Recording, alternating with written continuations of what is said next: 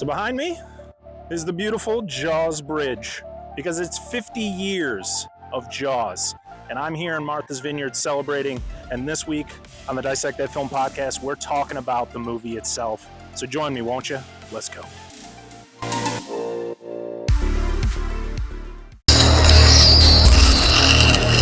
Flip the switches to maximum amplification as Parker, Dan, and Angela prepare for their operation.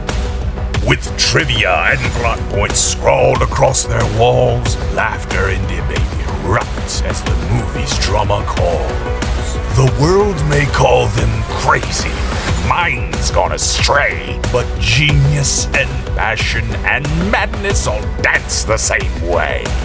Now the show begins to rise from its broadcast realm, and you can open your eyes as we dissect that film.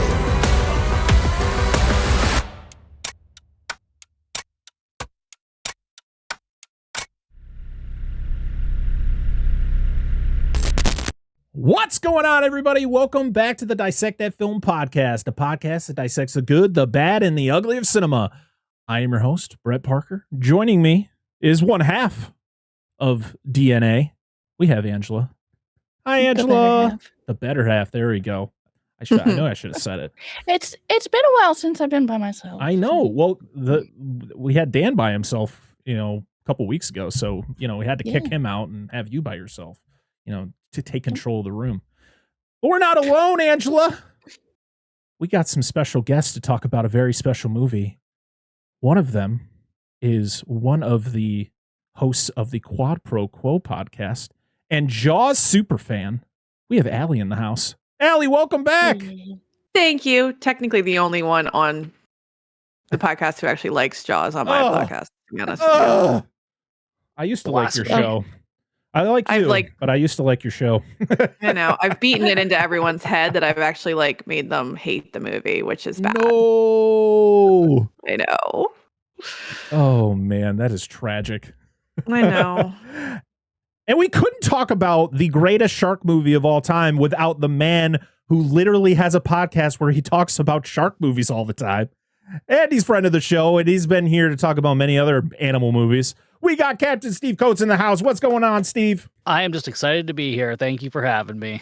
Absolutely. I feel like it was an obligation. I was like, I want to invite a few people onto this special episode talking about this movie, and I'm friends with a guy who does a podcast about sharks. So I feel like it had to happen. And so now you're here, and we're talking about Jaws. 50 years ago, one of the greatest movies of all time was made. And 50 years later, we're here talking about it. And to be honest, this is the second time that I've talked about this movie on this show. Actually, the first time as Dissect That Film. This was actually our 5th episode of the podcast. Me and Dan did it by ourselves. It was a last second thing. And it's something I consider to be the worst episode of the show. I fucking hate that episode with a passion. Boy, talking about your favorite movie, your 5th episode in, don't do it, people. Don't do it. But now that we're like 210 episodes into the show, I feel like it's a perfect time. And this episode will be out on July 4th, this is the perfect holiday for this movie. Absolutely. Yeah. So for anyone who's listening going, what are they talking about today? Well, I've already mentioned it, but we're talking about 1975's Jaws. From the best-selling novel, Jaws.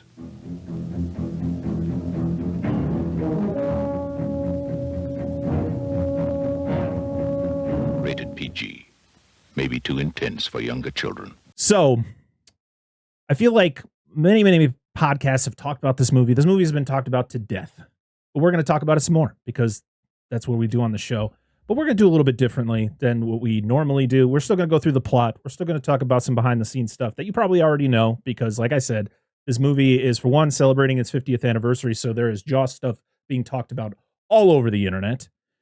And, I really want to really, share our experiences with this movie and bring it in as a whole. And we're going to have a special interlude with this episode, where halfway through, you guys are going to hear a bunch of other amazing voices talk about their history and their love for Jaws.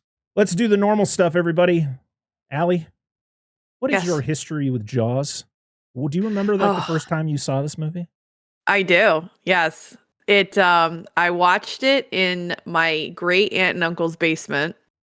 They used to have a pool, so we would go there in the summer. I think I was probably 5 or 6, very young. And their daughter, so my like aunt, she was like special needs. So we sat, and she was obsessed with Jaws too. And so we sat in the basement and watched Jaws. Everyone else was swimming in the pool, and I sat in the basement and watched Jaws. And that was like the first time that I saw it. And I was just obsessed with it. And weirdly, never scared me from the water. I've been pulled from the water 3 times because of how far out I will go.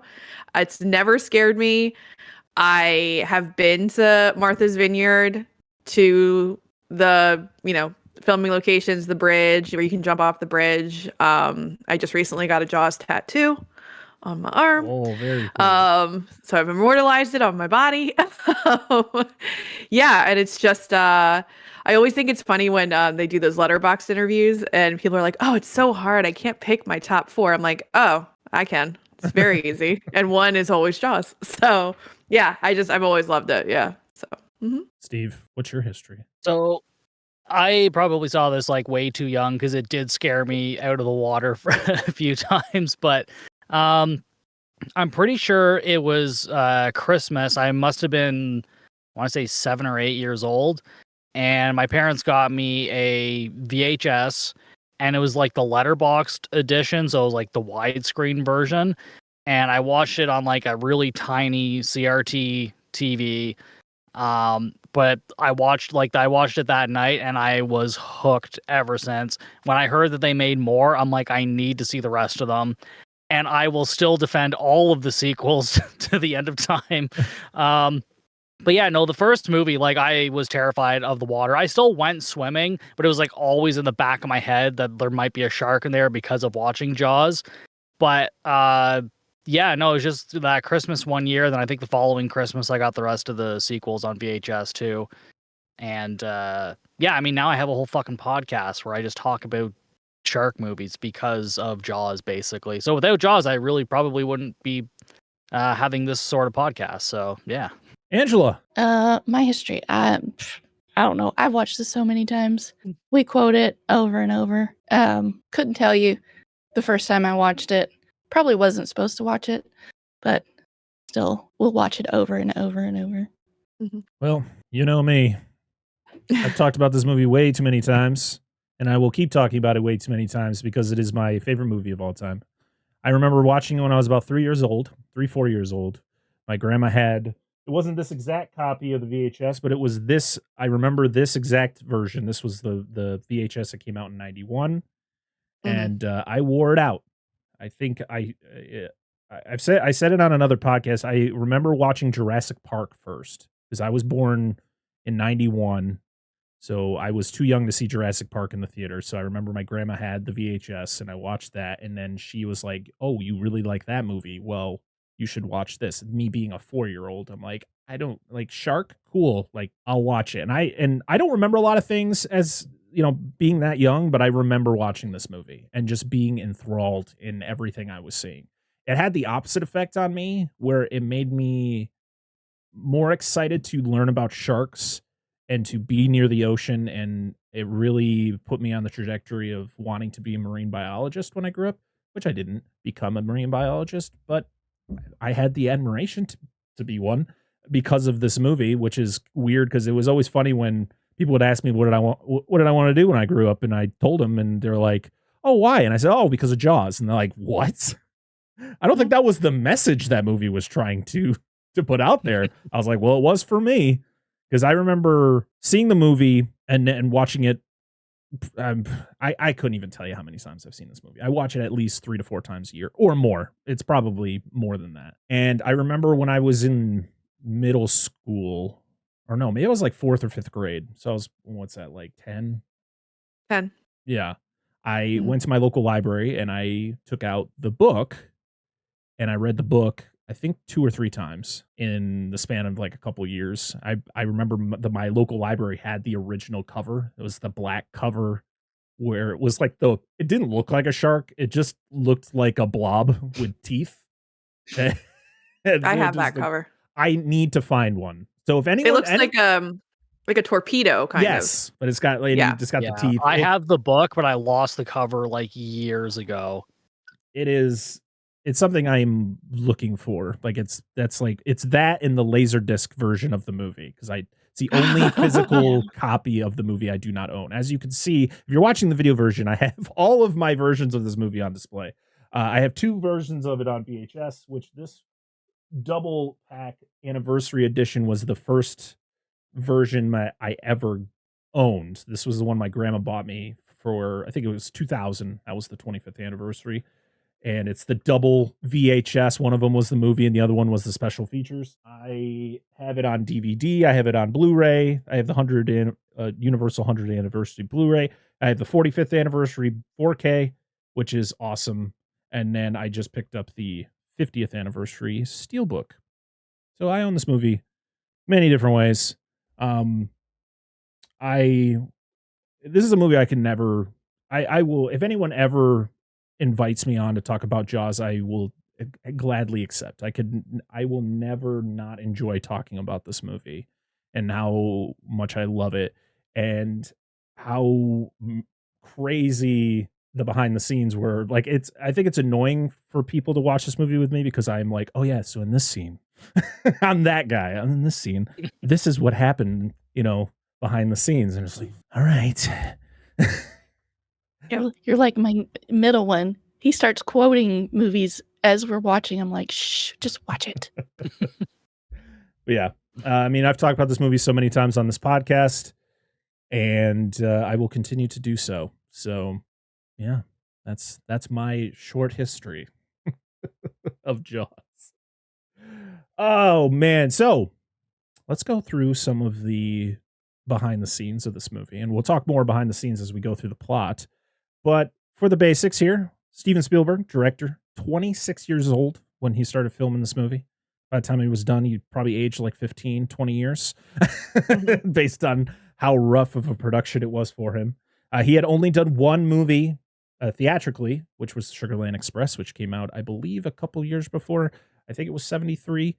And we talked about his very first movie, Duel, a couple months ago on the channel, which is very similar to Jaws. It is literally Jaws on land. If you've ever seen it, it's a very good movie. It's a TV movie that should not have been a TV movie because it was way too good to be a TV movie. So check out our episode on Duel and check out the movie Duel because it's great. Screenplay was somewhat done by Peter Benchley, who was the original author of the book, but the main script was done by Carl Gottlieb.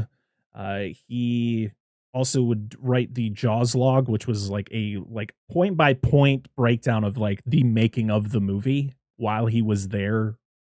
He was the writer, but he also played Meadows, who was the reporter for the island. And I guess Peter Benchley wrote like 3 scripts for this movie, and all of them were rejected by Steven Spielberg. Yeah. The book came out in 1973. But I guess by the time Universal wanted to make the movie, it was barely written. Like it was just put out. It wasn't even a bestseller yet, and Universal already had ideas to make a movie out of it. And that was all done by Richard Zunick and David Brown, who, if you've ever seen pictures of these two guys, they are the most old school looking producers you will ever see, especially David Brown. Richard Zunick was kind of like, or Zanuck. I don't know why I'm saying Zunick. That's not his name. Zanuck. He's so tan. He was so tan.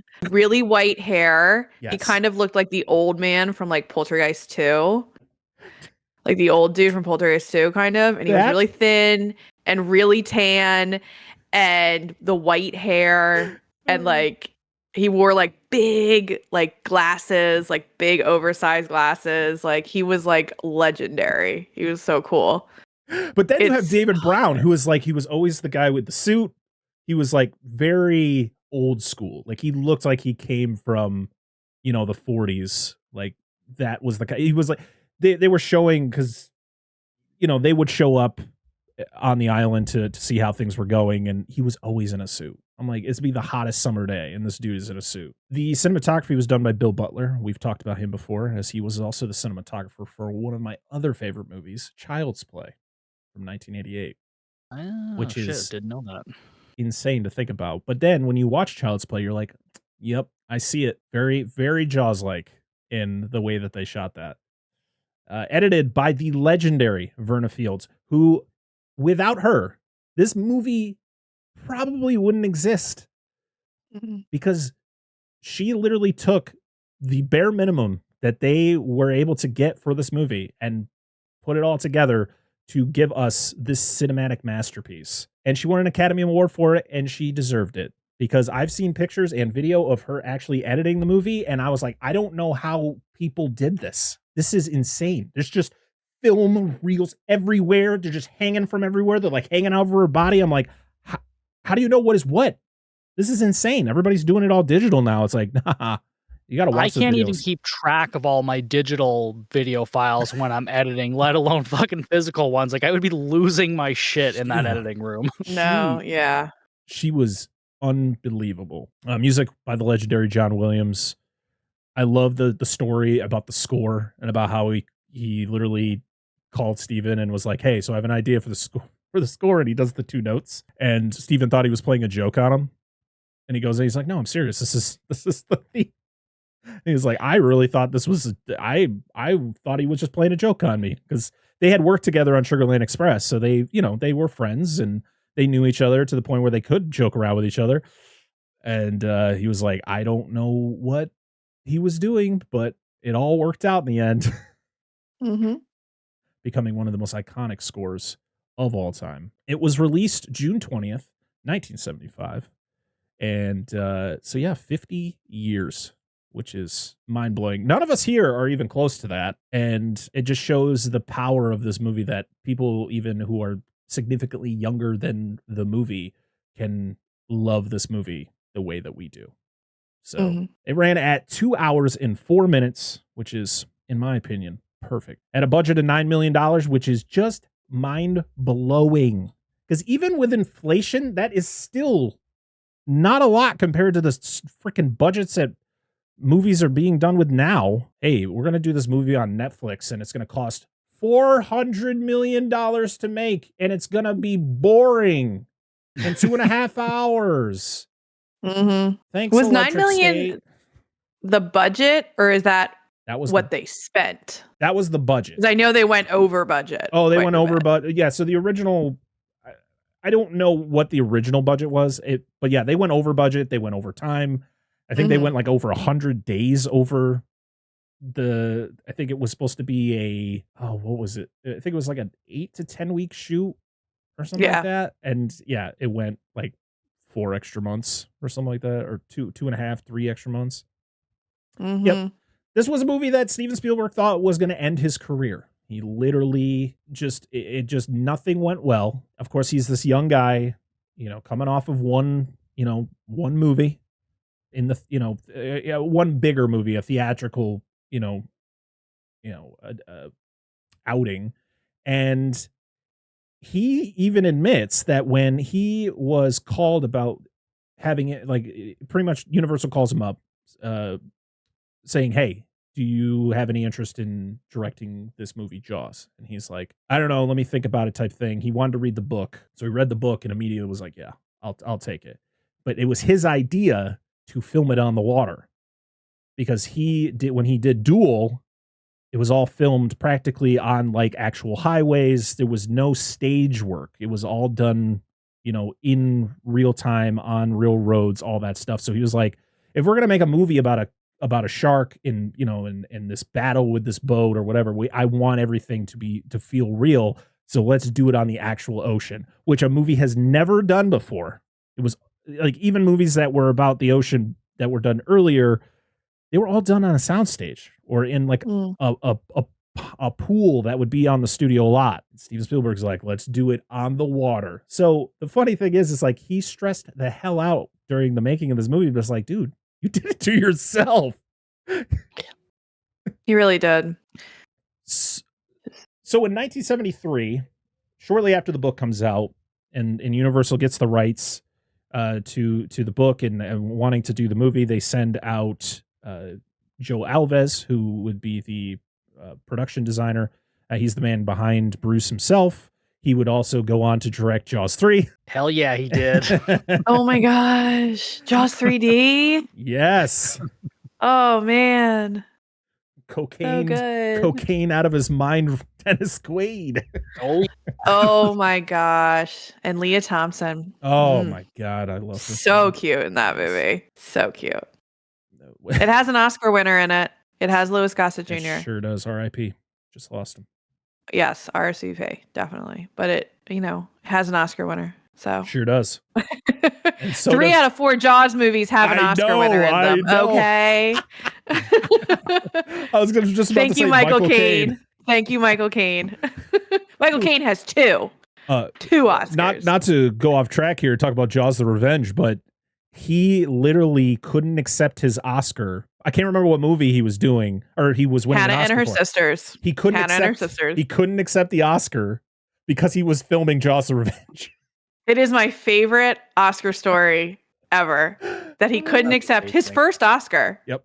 Because Fantastic. he was filming Jaws 4. It's great. It's I like love the it. best story ever. And he doesn't care, too. He thinks it's hilarious. He talked about how he's never seen the movie.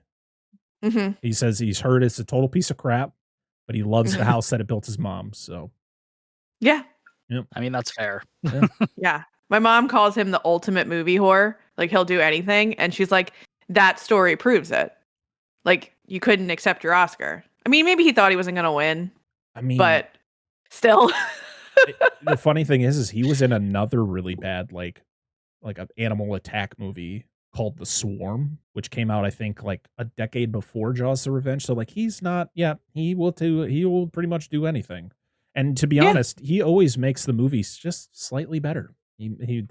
I love Hoagie from Jaws: The Revenge. Jaws: The Revenge, not a great movie, but is entertaining. And Michael Caine, he adds to the entertainment factor. And the roaring shark is always a plus. The roaring shark, the banana boat, the weird metal art display on the beach in the Bahamas, because everyone wants that. Yes, 100%. You definitely need that on the beach. What? I know I do. I do. I need all that metal art. Yeah, so great. Oh, what were we talking about again? Oh, we were talking about Jaws. Oh, yeah. We started just floating around to the sequels. The box office for this, at least according to Wikipedia, which is a trusted source here at Dissect That Film, was $477.9 million. But I think based on all of its re-releases and everything in the last 50 years, I think it's over $1 billion now, like in total. But it was the first movie to ever break $100 million at the box office, to make it the first like summer. It was the first summer blockbuster, but it was like the first blockbuster, and it held that record for 2 years when Star Wars came out in 1977. I think I just saw this list that it's still number 2 in the highest grossing horror movies ever made. Yes, Jaws, and I love that. Number 2 still. Yes, and I will say it here, and I don't care. Jaws is a horror movie. I don't care. Say what you want. Jaws is a horror movie. And let me just say it, okay? Jaws is a horror movie because, one, it made people afraid to go in the water. When a movie impacts people to the point where they won't go swimming, even in their pools, how is that not horror? How is that? Like, also, a kid gets like absolutely massacred in this. Like, he just gets slayed. I think it's also because, like, the book, like, I'm not a fan of the book. The movie is so much better than the book. It's one of the few examples where the movie is better than the book. And the book, I always say it's like Peyton Place with a shark in the background. Like, it's a soap opera, the book. It's more about the town and the people in the town and the affair. And like, and the shark is like a side character. So I feel like people read the book on the beach. My mom said she read it on the beach in 1974. And I don't know if people thought that that's what the movie was going to be like. Because the book, I mean, there's attacks in it. but really, it's not really about the shark. It's about the people of the town. So I think maybe people were kind of surprised by it, that it was that. Yeah. I mean, the kid, that's a rough one. Yeah. It's a rough death. I mean, the crazy thing about this movie is that if you look at the cast, there's only a handful of actual actors in this movie. You have Roy Scheider, who plays Brody, who, I've said it before. 2 of my 3 kids are named after characters in this movie. So another reason, another thing I should, put out there to why I love this movie. So yeah, Roy Scheider as Brody, Robert Shaw as Quint, and Robert Shaw was like a Shakespearean actor. Like he was a huge actor on stage. He was a James Bond villain at one point. He was in the original taking of Pelham 123, which I didn't even know there was an original until after I saw I highly So recommend good. that. He's so good in it. I've seen it since finding out about it, but I remember seeing the Denzel Washington, John Travolta version, which I think is a good movie. And then I don't remember what I think I was probably like on IMDb or something, and I saw, how it gives you like recommended when you're looking at a movie, and I was like, there's one from I think it was 1972. I was like, what? And Robert Shaw, Quint's in this movie? Had to immediately watch it. If there was a movie with a Jaws actor in it, I was watching it immediately. And sadly, he passed away like less than 2 years after, or it was like 2 or 3 years after this movie came out, in 1978, at 51 years old, which is such a shame because he was a fantastic actor. And his son is a clone of him, and it's very weird. I know. I want to see the stage play so bad because he just looks just like him. So unfortunately, I think they're still doing the stage shows, but he's not. He retired from it. Yeah. Yeah. Richard Dreyfuss as Hooper. He was like 25 when he was making this movie. He was very, very young. Richard Dreyfuss is always a weird one to talk about because he is a roller coaster when he talks about this movie, because it's like some days he talks very highly about it. Then if you catch him at the wrong time, he's always got to tell you the most negative stories about his experience on the movie, talking shit about Robert Shaw. And you're like, bro, he's been dead for a long time. You can relax. It's okay. Your career went well. But then I think he's just a grumpy old man. But listen, people I think when he gets paid money, he'll talk highly of it. Yes. And then when he doesn't get paid money, he won't talk highly. Like, he can't say anything. He had a brief cameo in Piranha 3D, so he's not allowed to talk anymore. Yes. So it's like shushies. He's in a new shark movie right now on Hulu. I haven't seen it yet. It's got Scout Taylor Compton in it. Oh, Into the Deep, I think. Yeah. I haven't seen that. So I'm gonna check that out at some point. I like Scout. Did you Taylor see him Compton. in Martha's Vineyard? Because he was there. He was there, but I unfortunately didn't get to see anybody because all the events were sold out like immediately, and I am not somebody who can just like throw money at things like that fast. I was like, do I want to do it? And then by the time I made up my mind, it was like, oh, it's sold out. I was like, well, okay. Yeah. I made my decision quick for me.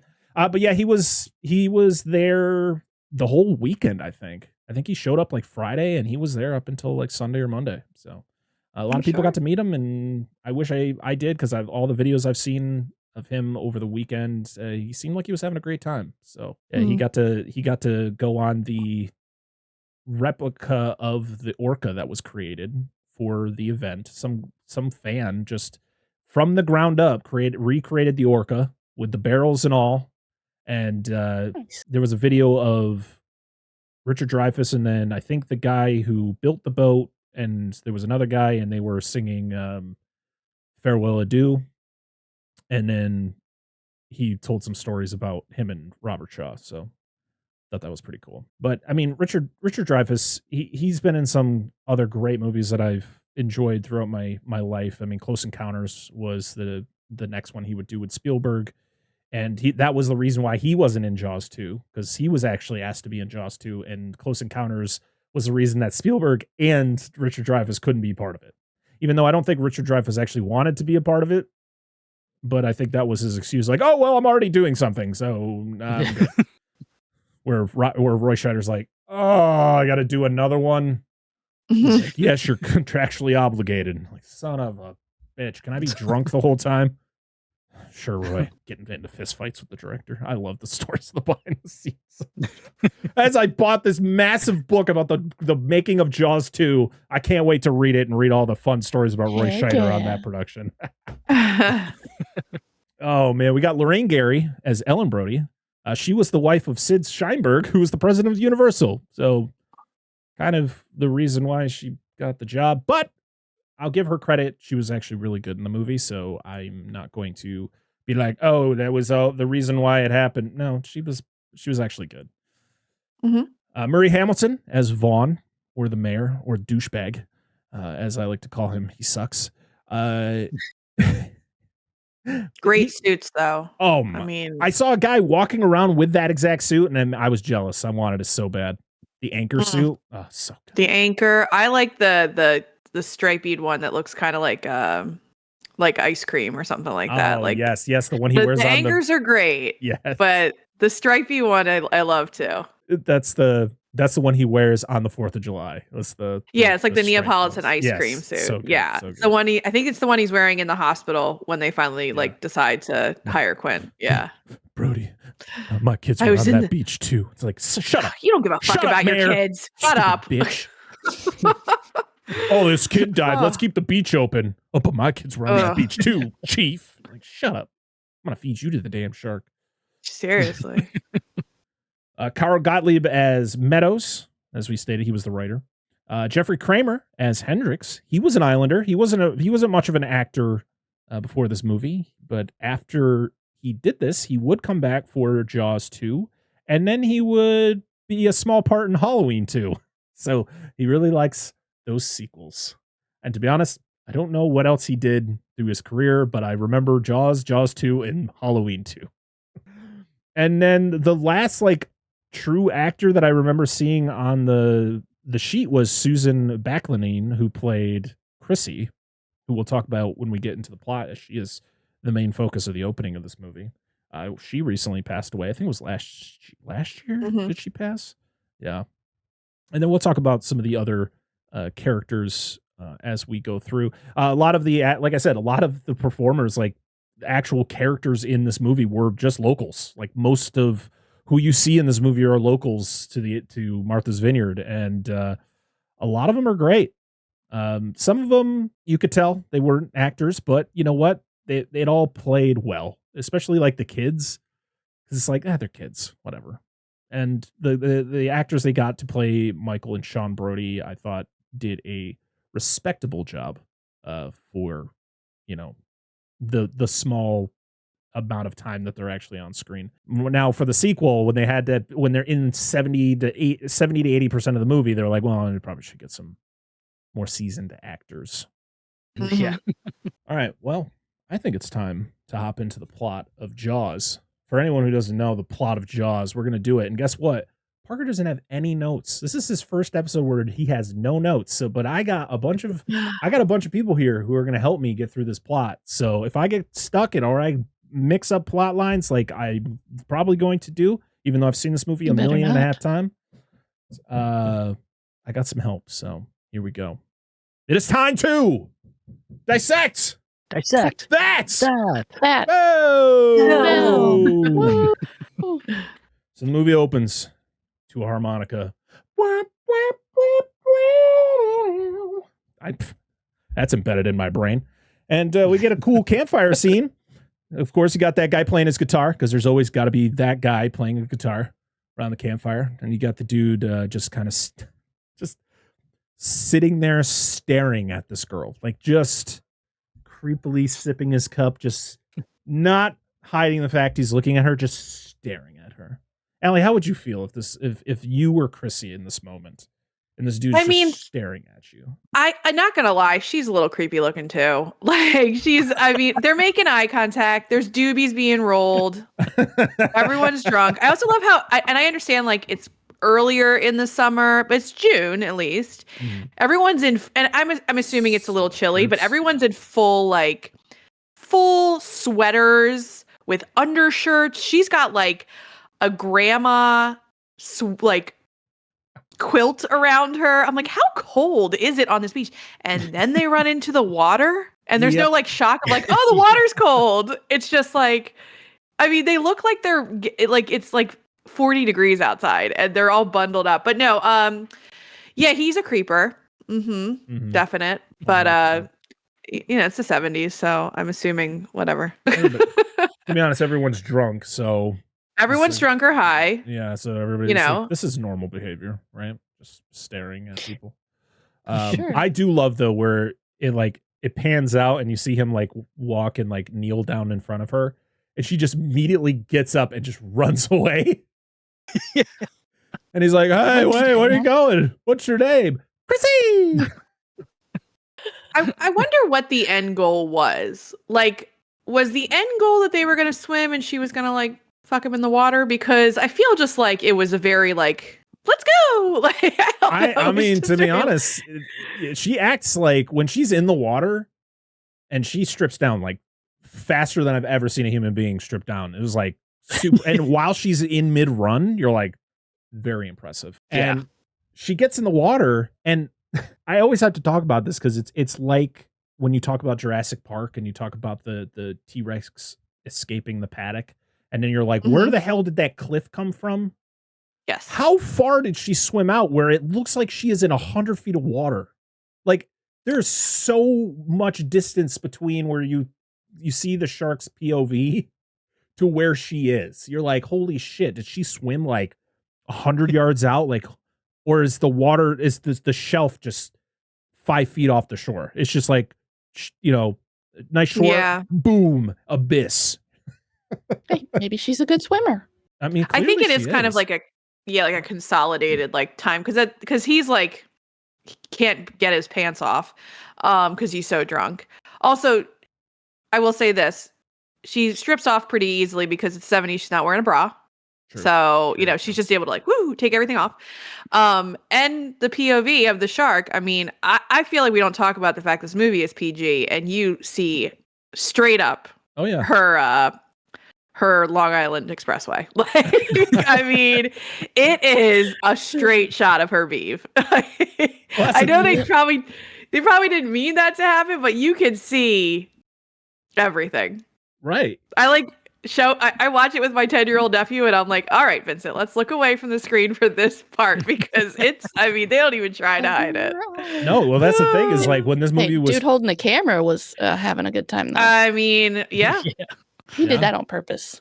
I think so. I mean, I just think they maybe didn't think it would show up on film like that because it was so dark. No. But it's like with the way they also like revamp films nowadays, like you can really just see everything. When you watch the 4K, yeah, you see every bit and you're like, yes, you do. Susan. Yeah, because I feel like on the VHS versions, like it's so dark you don't really see much of anything. It's not until like you get to the Blu-ray, then it's like, oh.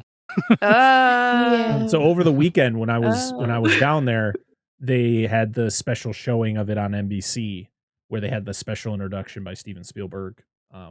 And then they show the movie. Well, because it's a TV version, when they show they just blacken her out. Like it's still her, but she's just pitch black. So you can't, all you see is like her movements, but you actually don't see any detail of her. Oh. Which I feel like that's how I always saw it when I was a kid watching it on VHS was like, you didn't see anything. You just saw like just the shape of her body. Or you just didn't notice probably. Yeah. But then you watch it on Blu-ray or you watch the 4K, you're like, this would have been a way different experience as a kid if I was like, yeah, Grandma, what's that? What is that? But Susan Backlinen or Black is it Backliny? I think that's how it's Backliny, technically, yeah. Okay. She was a trooper and she debunked a lot of rumors that went around, and I probably talked about the first time I talked about the movie was like there was a lot of rumors that she had to wear a harness, and there was like lines off the harness that actual like the crewmen would pull on to get the effect of her, you know, getting thrashed around the water.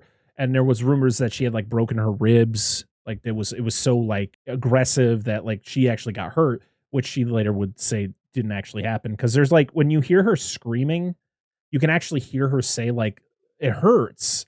And there was always a rumor that like that was her actually reacting to like pain from the experience, but she I guess so. Her screams were actually dubbed in later.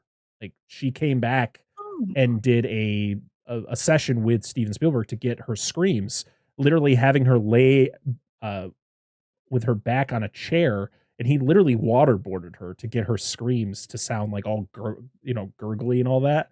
And Richard Dreyfuss walks in during the session. He's like, "What the hell is happening?" He's like, I had no context to what was going on. All I know is that Steven had this really attractive girl laying on her back, and he's pouring water down her throat. Oh, the 70s. Oh, What a time. Great time.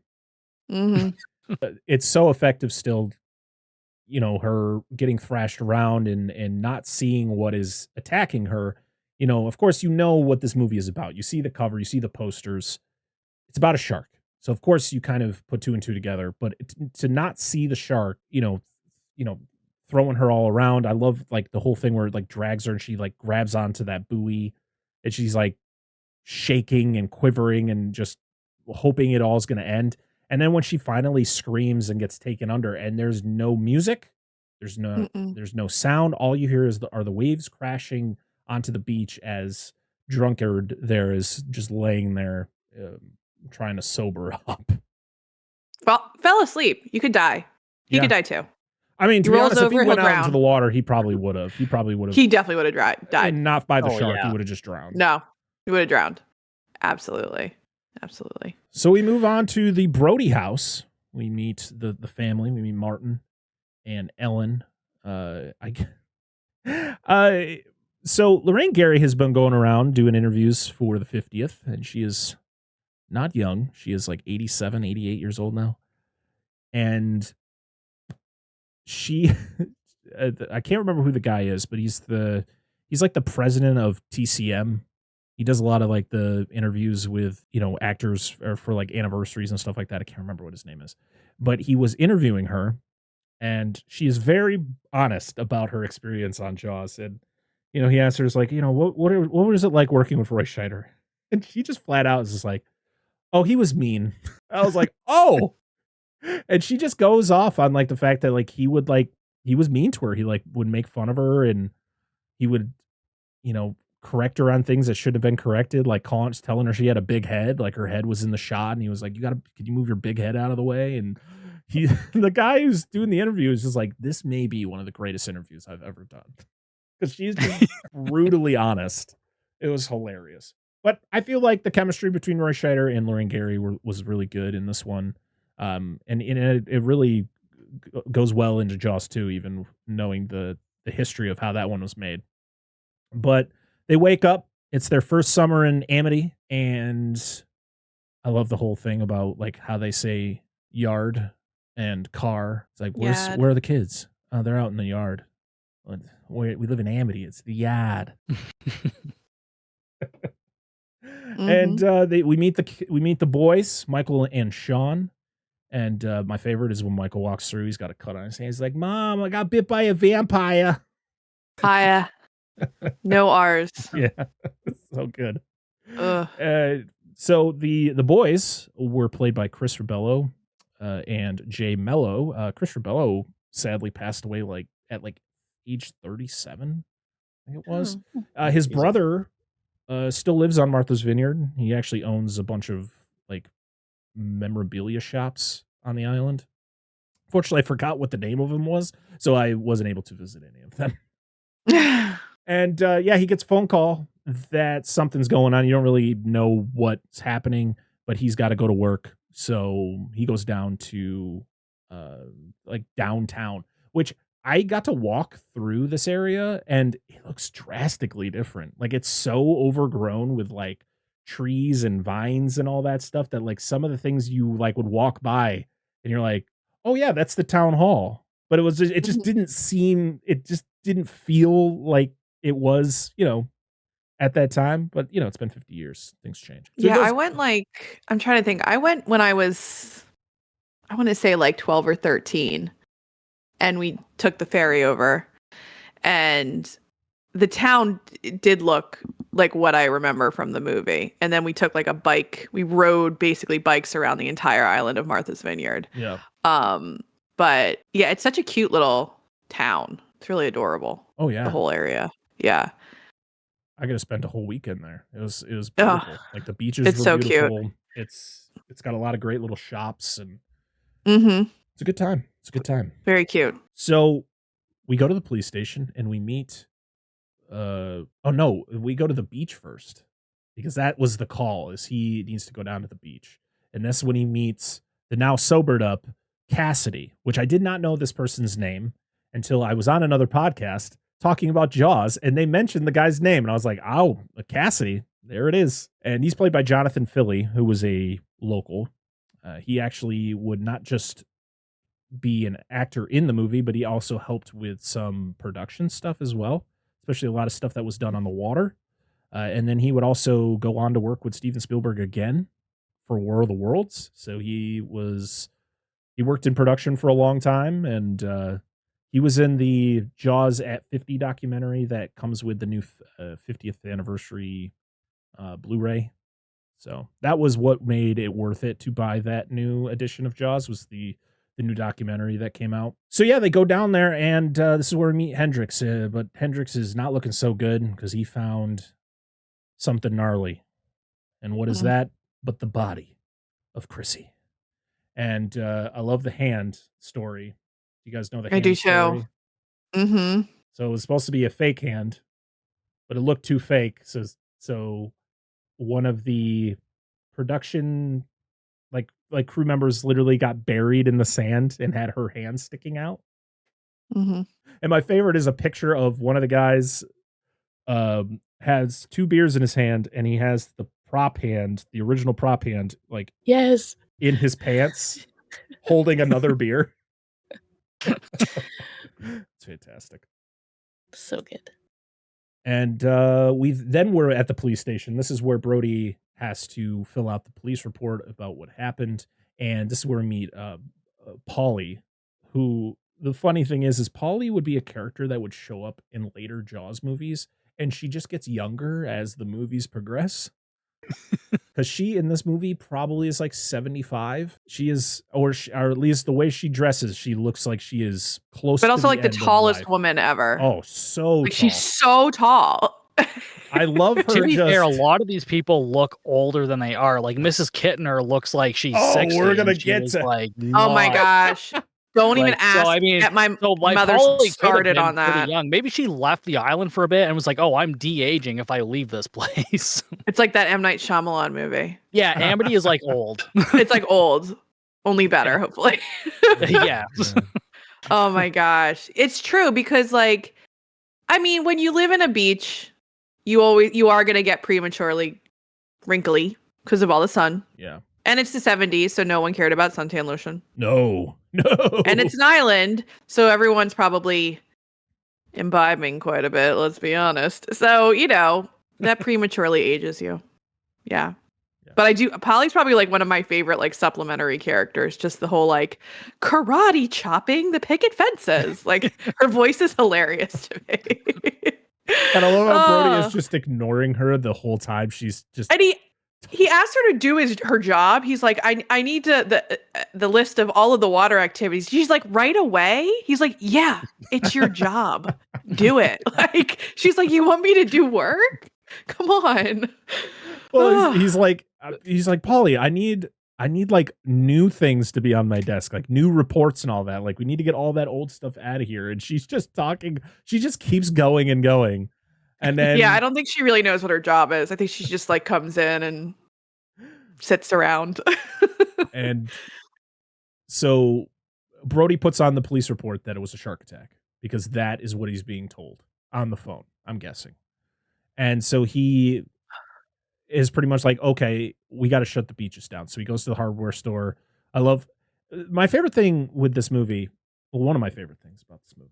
There's a lot of my favorite things, but is when you would like just going to the hardware store. You just have these 2 dudes arguing at the counter. And it's like, most of the time it's like you don't care what they're talking about, but they're just like, it's literally a guy ordered a bunch of stuff and he's like, I don't have this. I don't have this. I don't have the beach balls. I don't have the loungers. There's nothing I ordered here. The summer It's like dinks almost come the 4th down of in July. July. And I'm like, yeah, dude. I'm like, this Yeah. is kind of a fucking problem.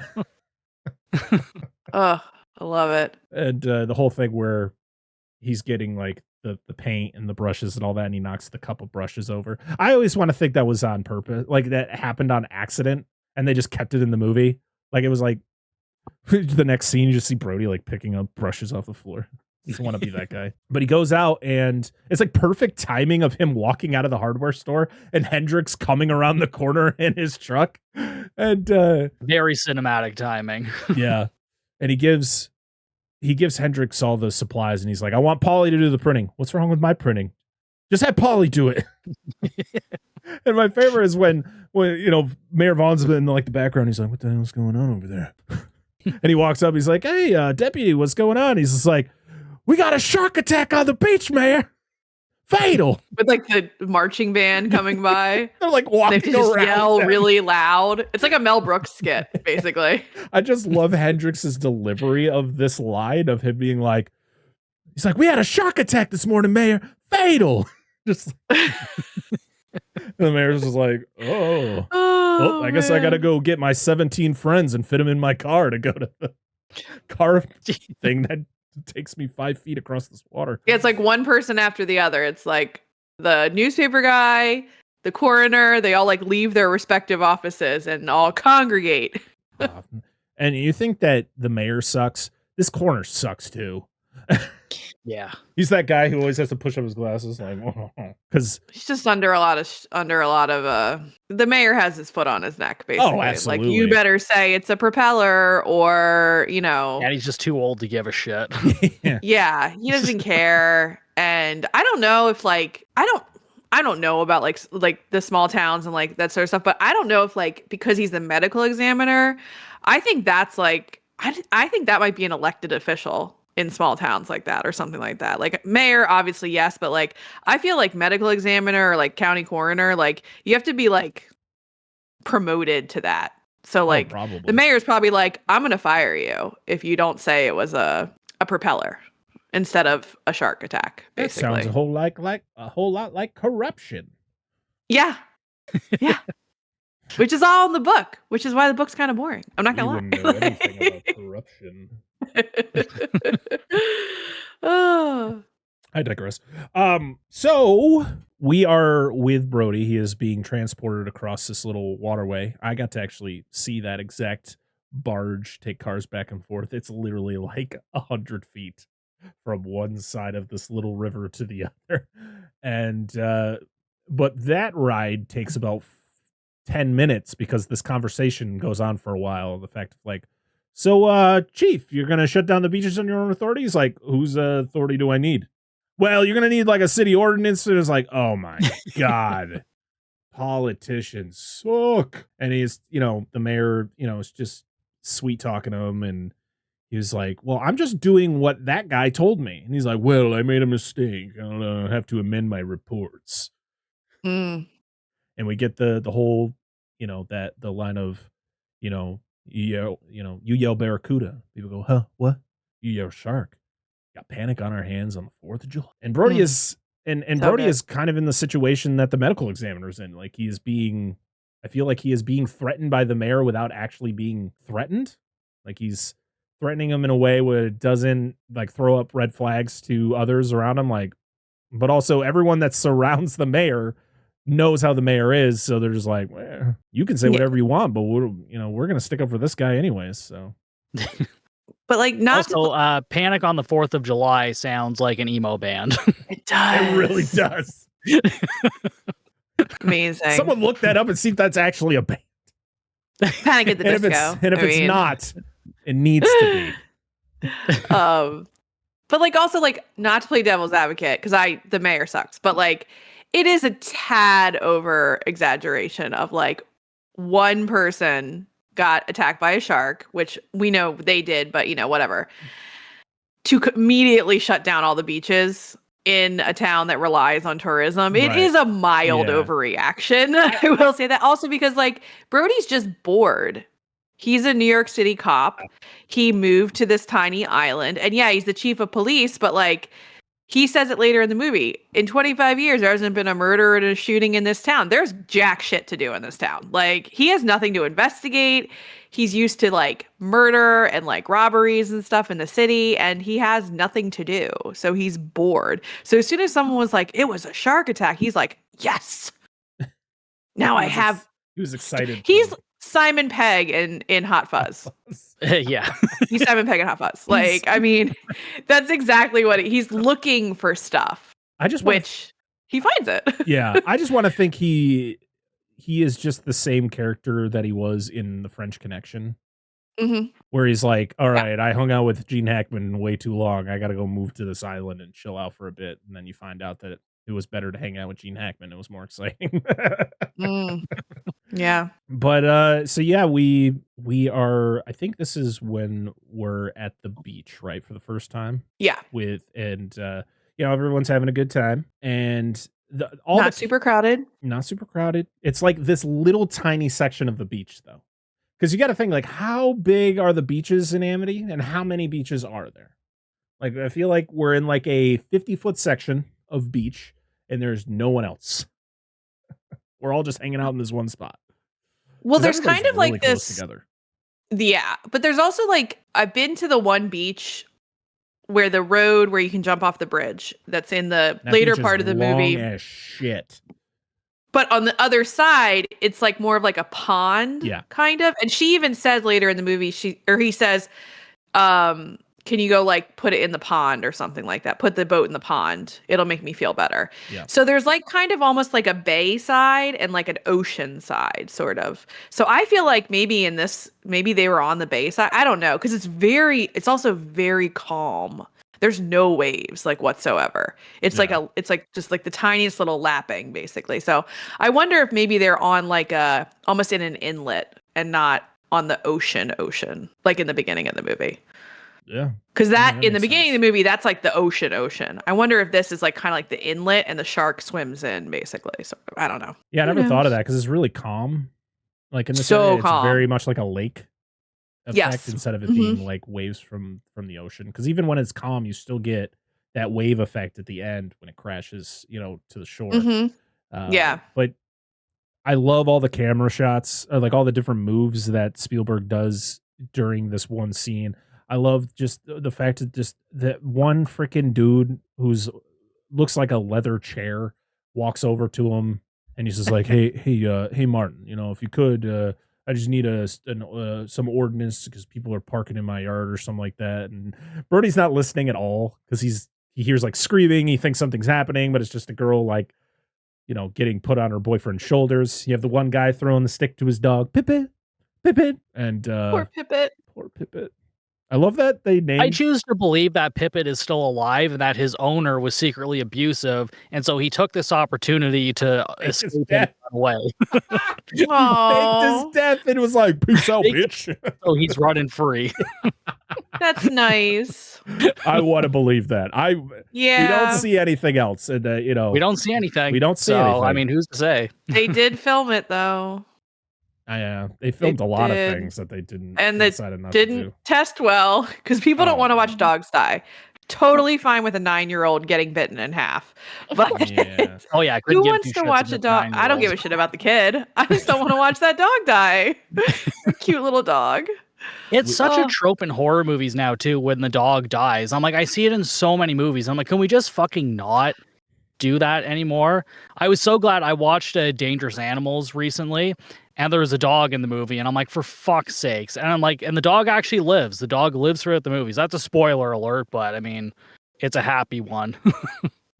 Yeah, we just did Cape Fear, the Scorsese version, for the podcast, and I was like, I don't need the dog to die. Like, I don't need this. Like, I understand Robert De Niro is a horrible person, but I don't really feel like he'd kill the dog. I think he likes dogs. Like, it just doesn't need to happen. I'd rather watch Jessica Lange die. No offense, but like, God, Nick Nolte, get him out of here. Oh, I hate him. Oh, is the movie you just said, is that the new shark movie with what's his name from Australia? Jai Courtney. Jai Courtney. Yeah, Jai Courtney. It's the only movie I've ever been excited to see Jai Courtney in, and he fucking nails it. I heard it's really good. Yeah, I have I to was watch very it. surprised. I have to watch it. It's not really a shark movie per se. Like the sharks are just kind of the weapon that he uses, so it's not like a creature feature. So I think a lot of people are going into it thinking it's like a massive shark attack movie, and it's really not about that. But Because he's like a serial killer, kind of, isn't he? Something like that. Yeah, he's a serial killer, and he films all of the attacks, and then he has like a shelf of like VHS tapes with all their names on it. I like it. All right. Yeah, it's pretty dope. I'm excited to see that. Unfortunately, it didn't come to my theater, so I gotta wait for it to drop digitally, unfortunately. But back to Jaws. We are seeing Brody. He's tweaking. Like, he is literally like nervous. You know, of course, the mayor talking him out of closing the beach. And so he is very on edge. And you get, Ellen trying to calm him down.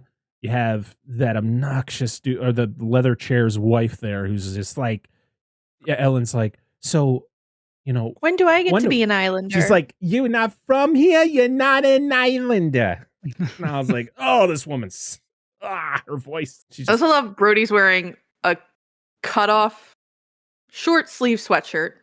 Yes. And jean shorts on the beach. Fantastic attire. Choice. I mean, to be honest, Roy Scheider looked damn good in this movie. Like, he was fucking, he looked real fit. The only thing that kind of gave his age away was those glasses, but those seemed pretty normal for that time. So those big old, like, Jeffrey Dahmer glasses, I like to call them. But I guess he was a boxer, so like he was always really fit. Oh. So. Well, I know when they weren't filming, he was constantly laying out.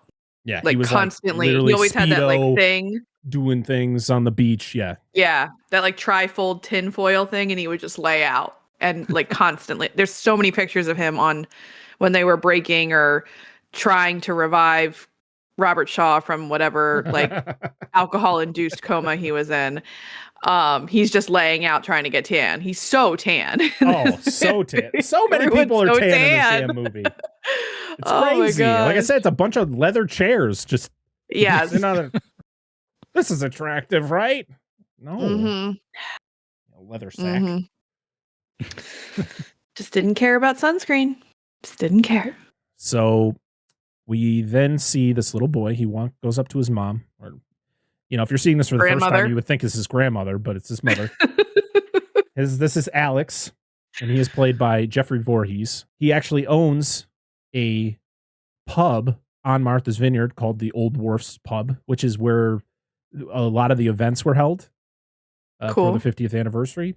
So he goes up to his mom. He's like, can I swim a little longer? She's like, your fingers are pro pruny. It's like, oh, come on, Mom, 10 more minutes. She's like, fine. So he goes out there in his raft and he's paddling around. And then we get the first person shot of the shark swimming between all the people swimming. And again, how deep is this water? Because this shark, when you find out how big this shark is, the fact no one sees the shark and it's swimming in this shallow water, you'd see the whole top end of the shark as it's swimming through this shallow water. But it's like, no, they're swimming in like 25 foot water. And it gets him. Comes up, takes a bite of him. They did film the actual animatronic shark coming down on him. That Brody was actually going to see the whole thing from the shore, but the shark, they couldn't get the shark to work right, as it didn't work most of the time making the movie. So they did get the shot of the shark after it takes him, where it actually, because you see some of the shark in the shot. Like when he gets taken, you actually see the fins flip over. And then they literally, like Jeffrey Voorhees did this stunt himself, where there was two crewmen on both of his legs, like literally just hoisting him out of the water and pulling him back in as they're like sending up this big geyser of blood. He had a good time, he said. It's violent. It's violent. It's still aggressive because like when you watch it on TV, they don't show the flailing and all like the blood. And sometimes when I watch it like not on TV, I'm like, God, I forgot how violent this is. It's PG. Yeah. It's PG. Yeah. It's wild. It's a child. This kid is getting like eviscerated and like, oh, insane. And that image of like the shark, like that still shot they show of It's like the terrifying. that is a stuff of nightmares. Because it's Yeah. in That black is- and white, and Yes. it is horrifying. When I It's saw that for so the first scary. time, and I didn't see that picture until I was like an adult, and I'm like, No, me neither. someone posted it Yeah, on same social here. media, and it was like, It's so What? scary because it looks in that one still shot. It looks real. yeah.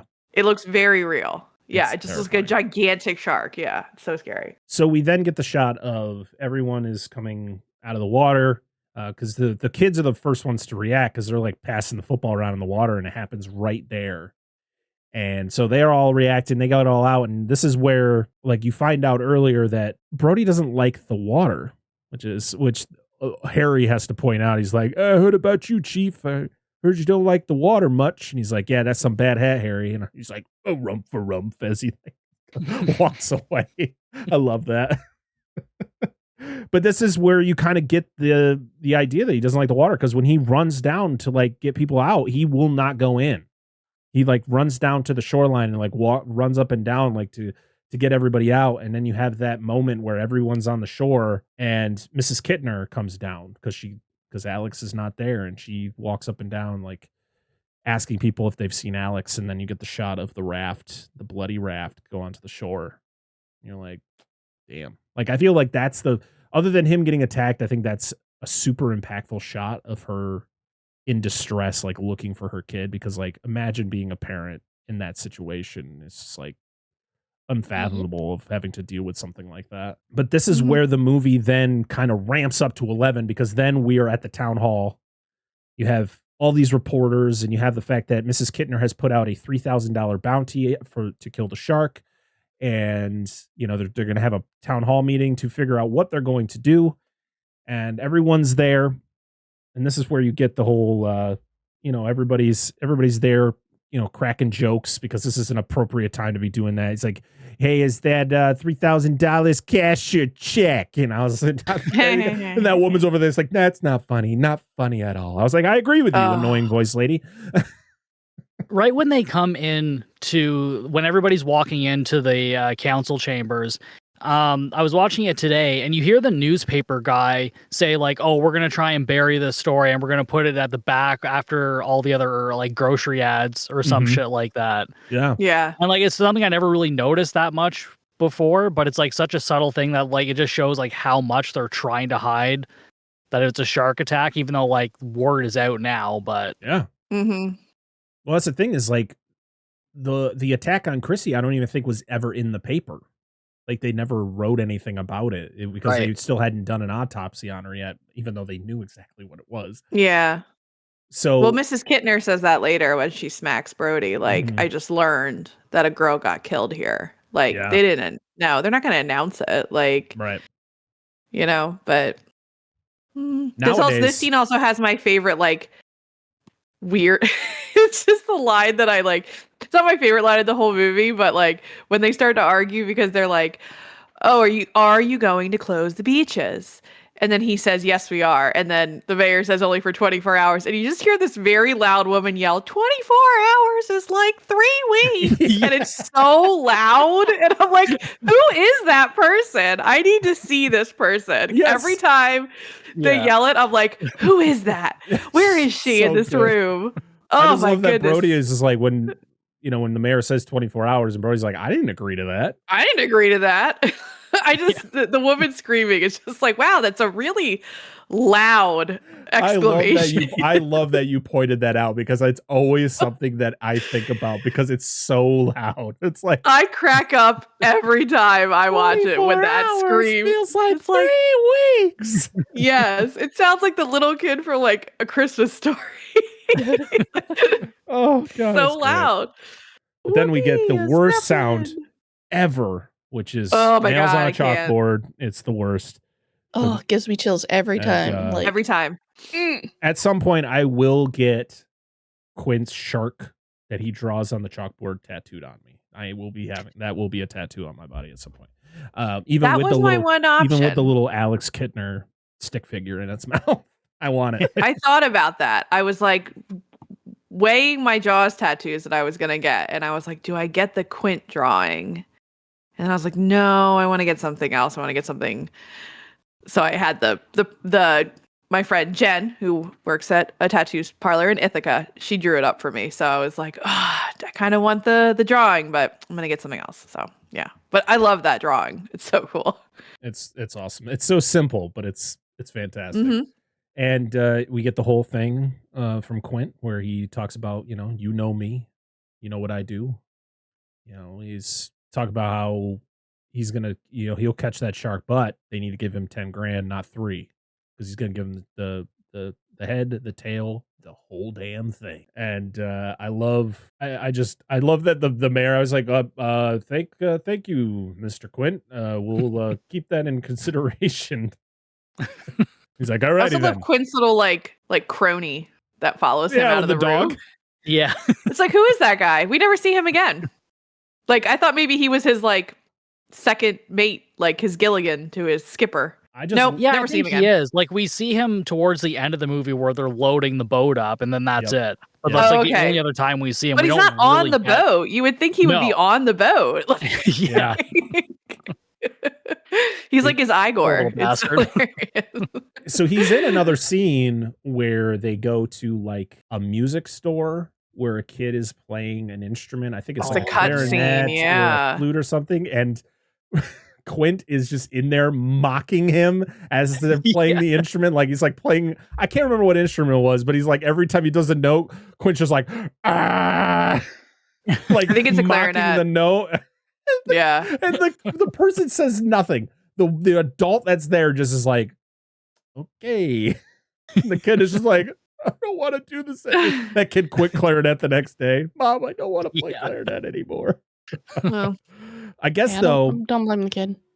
I guess originally his introduction was he was supposed to be at a movie theater watching Moby Dick, yes. and he was like supposed to be laughing at the movie because of how ridiculous he thought it was. Yeah. But I guess it didn't go through because Gregory Peck, who played Captain Ahab in that movie, didn't like the movie and didn't want more people seeing it. So they came up with this introduction. So yeah, but I love our intro to Quint. Originally we see that later. I digress. So yeah, so we then move on to like all these fishermen are going to be trying to kill the shark. Like they're going to go out. So you got all these hunting parties getting ready to go out, and it's literally Brody and Hendrix on the dock, like trying to control the madness. And then Hooper shows up, and at first, Brody's so preoccupied he doesn't know who Hooper is. He just thinks he's just some other guy bothering him. And I love when he goes into Hendrix. He's like, Hendrix, it's like, these are your people. Go talk to them. He's like, these are not my people. You see all the license plates out there? I like when he throws something at the window to get Hendrix' attention, and rocks. Hendrix is like, just waves. he's so oblivious. He's not doing anything. He's smoking a cig, just watching the chaos. Like, hoo-hoo. But that's the thing is like, he's not. It's literally Brody and Hendrix. Like that's the police force of Amity. Yeah, it's a small he's island. not used to this. He doesn't know what to do. He's terrified. Yeah. He volunteered for this job. Okay, he wasn't elected. Somebody, Yeah, was because he says like, "Need a where's deputy?" where's the other people? And he says, it's you and me till the 4th of July, basically. Yeah, that's right. Because they were going to get people from the mainland. Yeah, Yeah. and But we also forgot to talk about the 2 fishermen and the roast. oh yes, we can't forget about those guys. Those stupid idiots. Those I love this whole thing where Can I just ask the question right away? go for it. How were they expecting to reel this shark in? I don't know because it's all on a chain attached to the dock. They tie a rump roast to a dock. How were they bringing this shark in exactly? Were they expecting it to like drown in the shallows? Like, I don't know what they were. And then they're like, go, keep going, keep going. Okay, but how are you pulling it in? Like that's the other part of fishing. You have to reel it in. Well, that's Like every time I watch it, I'm like, what's your plan here? And for the longest time, I used to think that one fisherman was Carol O'Connor. Like from yeah, I could see it. Yeah. he looks exactly like Carol O'Connor. Yep. But I just always was like, what's your plan? to get this shark in? Because I never understand it. I don't get it. They don't need a plan until it happens. I guess, and it happens, and yeah, it doesn't work. No. And that woman loses her holiday roast. Who makes a roast on the 4th of July? His wife. like a it's bizarre. Everything about that scene is weird. I mean, I think what's great about this movie is the fact that, like, for the first half of the movie, you don't know how big the shark is. You know it's a shark, but you don't know the size. So these guys don't know how big it is. They're just expecting, like, yeah, we can easily get it. Like, it's gonna get this roast and all that. But then you kind of get an idea of, like, the scale of it before you even see it by the fact that it literally rips this dock in half and pulls it a good distance and then turns around to then go after this man while still attached to this dock. And I love that it's all visually, like, shown above the water, so you never see the shark itself. You're just seeing that piece of dock, like, go out and then come back in, and you're just like, oh shit, this guy's screwed. And then you get that really intense moment where he's trying to climb up the dock, and his friend's like, come on, man. Ugh. Idiots. Yep. And then you get the final shot of the piece of dock floating onto the shore. And those guys are just like, I want to go home. Can we go home now? Yeah. So stupid.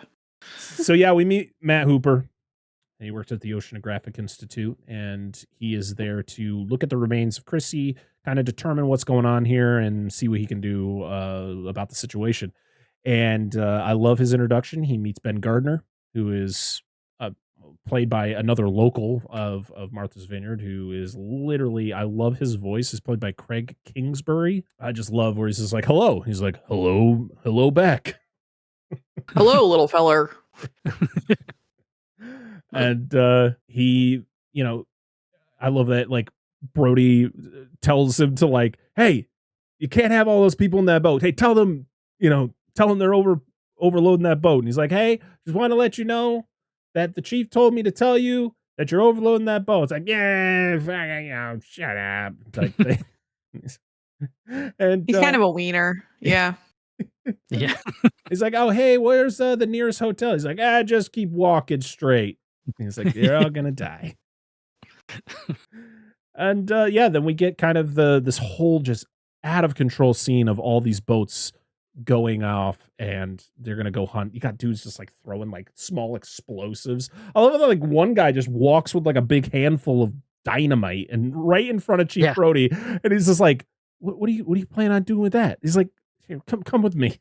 And gets into like a sailboat the size of like a Volkswagen. Like, again, how are we bringing this shark back in? Like, what are you doing? That sailboat doesn't even have a motor. Like, what are you doing? Well, like, these people see dollar signs and they're like, I could do it. I can totally pull this shark in. I just love that all this chaos is going on, and you have Ben Gardner in his boat with his whoever's driving the boat, and he's just, saying a bunch of stuff. Mumbling. He literally had no lines. He ad-libbed everything. Everything he's saying just came off the cuff. Just like, it's like... and Robert Shaw used him as inspiration for Quint, right? Yes. So Quint was based off of Frank Mundus, who was like a big-time shark hunter during that time, but Spielberg actually stated that if he didn't cast Robert Shaw to play Quint, that he really would have considered this guy to play Quint. But there was a slight inspiration for Quint with this guy. So, but I love it. I was just like, it's like a bunch of nonsense he's saying. Your mothers never loved your mother. Your daughters never loved your mothers, or something like that. But it's just like dudes are just like explosions are happening all around him. It's just absolute chaos. Like dudes are like they're chumming the water. They're all like surrounded by each other. Shore. It's so like, stupid. What are we doing? They have no idea what they're doing. I'm just it's absolute chaos. But a couple guys do catch something, because the next scene is the shark on the dock. A couple of guys, they caught a tiger. I love the story about the shark that they got for this scene. It was a tiger shark that washed up on shore down in Florida, and they threw it into like an industrial freezer, and the freezer decided to break. So it started to rot. Smell. During its shipment up to Martha's Vineyard, it was very ripe. Also, have you noticed it had no teeth? Mm-hmm. Yeah, they said it was a pretty rancid day shooting that scene with that shark because of how bad it smelled. I also read that it was the guy who gets eaten in the estuary was the one that had to go down to Florida to drive it up. Oh, Ben Grossman, I think was his name. I think the one in the next scene who gets eaten when in front of the kids and the leg Ted falls Grossman, into the shot. the Yeah, estuary he's guy, the one that had to drive down to Florida and drive it back up, drive the shark back up so that they could use it. They basically were just listening on like the wires for like a shark that had died or been killed that they could use for the movie. And then that guy had to go get it. It's like, you're going to be a shark victim, but you also have to go get a shark for us. Can you drive down to Florida for us? Thank you. Yeah, Appreciate it. Have fun. You got to work for your money here. Slinky ride home. Mm-hmm. Mm. So everybody's happy. Shark's dead. At least they think it is. And I love how everybody's all excited, and Meadows is trying to get the picture for the paper and all that, and Hooper's just in the back, just measuring the mouth of the shark to try to get the bite radius. And Potentially the greatest line in the entire movie is uttered. This is like, hey, what do you think it is? I think it's a macaw. A macaw. Yeah. And he's like, yeah, what kind is it? What kind of shark? Kind of shark. Like, it's a tiger shark. I like how he says it with it. He's got like a pencil in his mouth. Like, a tiger shark. And he's like, oh, what? And the funniest thing, and I always talk about with that scene, is that his voice in this scene where he's asking about the shark, he's literally his voice is completely different. But the next scene after they're told what it is, he's like, "What are you talking about? This bite radius crap? Why don't I stick your head in the shark's mouth to see how big the?" He turns into Tony Soprano. Yeah, I was like, "What? That's not even the same guy." Who are you? Yes, it's amazing. What? That's my favorite. It is literally a quote, like a small quote that me and my brother used to do all the time. It wasn't what? It was always, oh, what? Oh, yeah. And we then get Mrs. Kittner. She's all decked out in black. She's mourning. And she walks up to Brody, and I like how she has to ask. Does she not know who Brody is? Because she goes, Chief Brody, and he goes, yes. And smacks him. She smacks him for real. She smacked him up 17 times, and she really did, because she wasn't an actor, so she didn't know how to fake slap.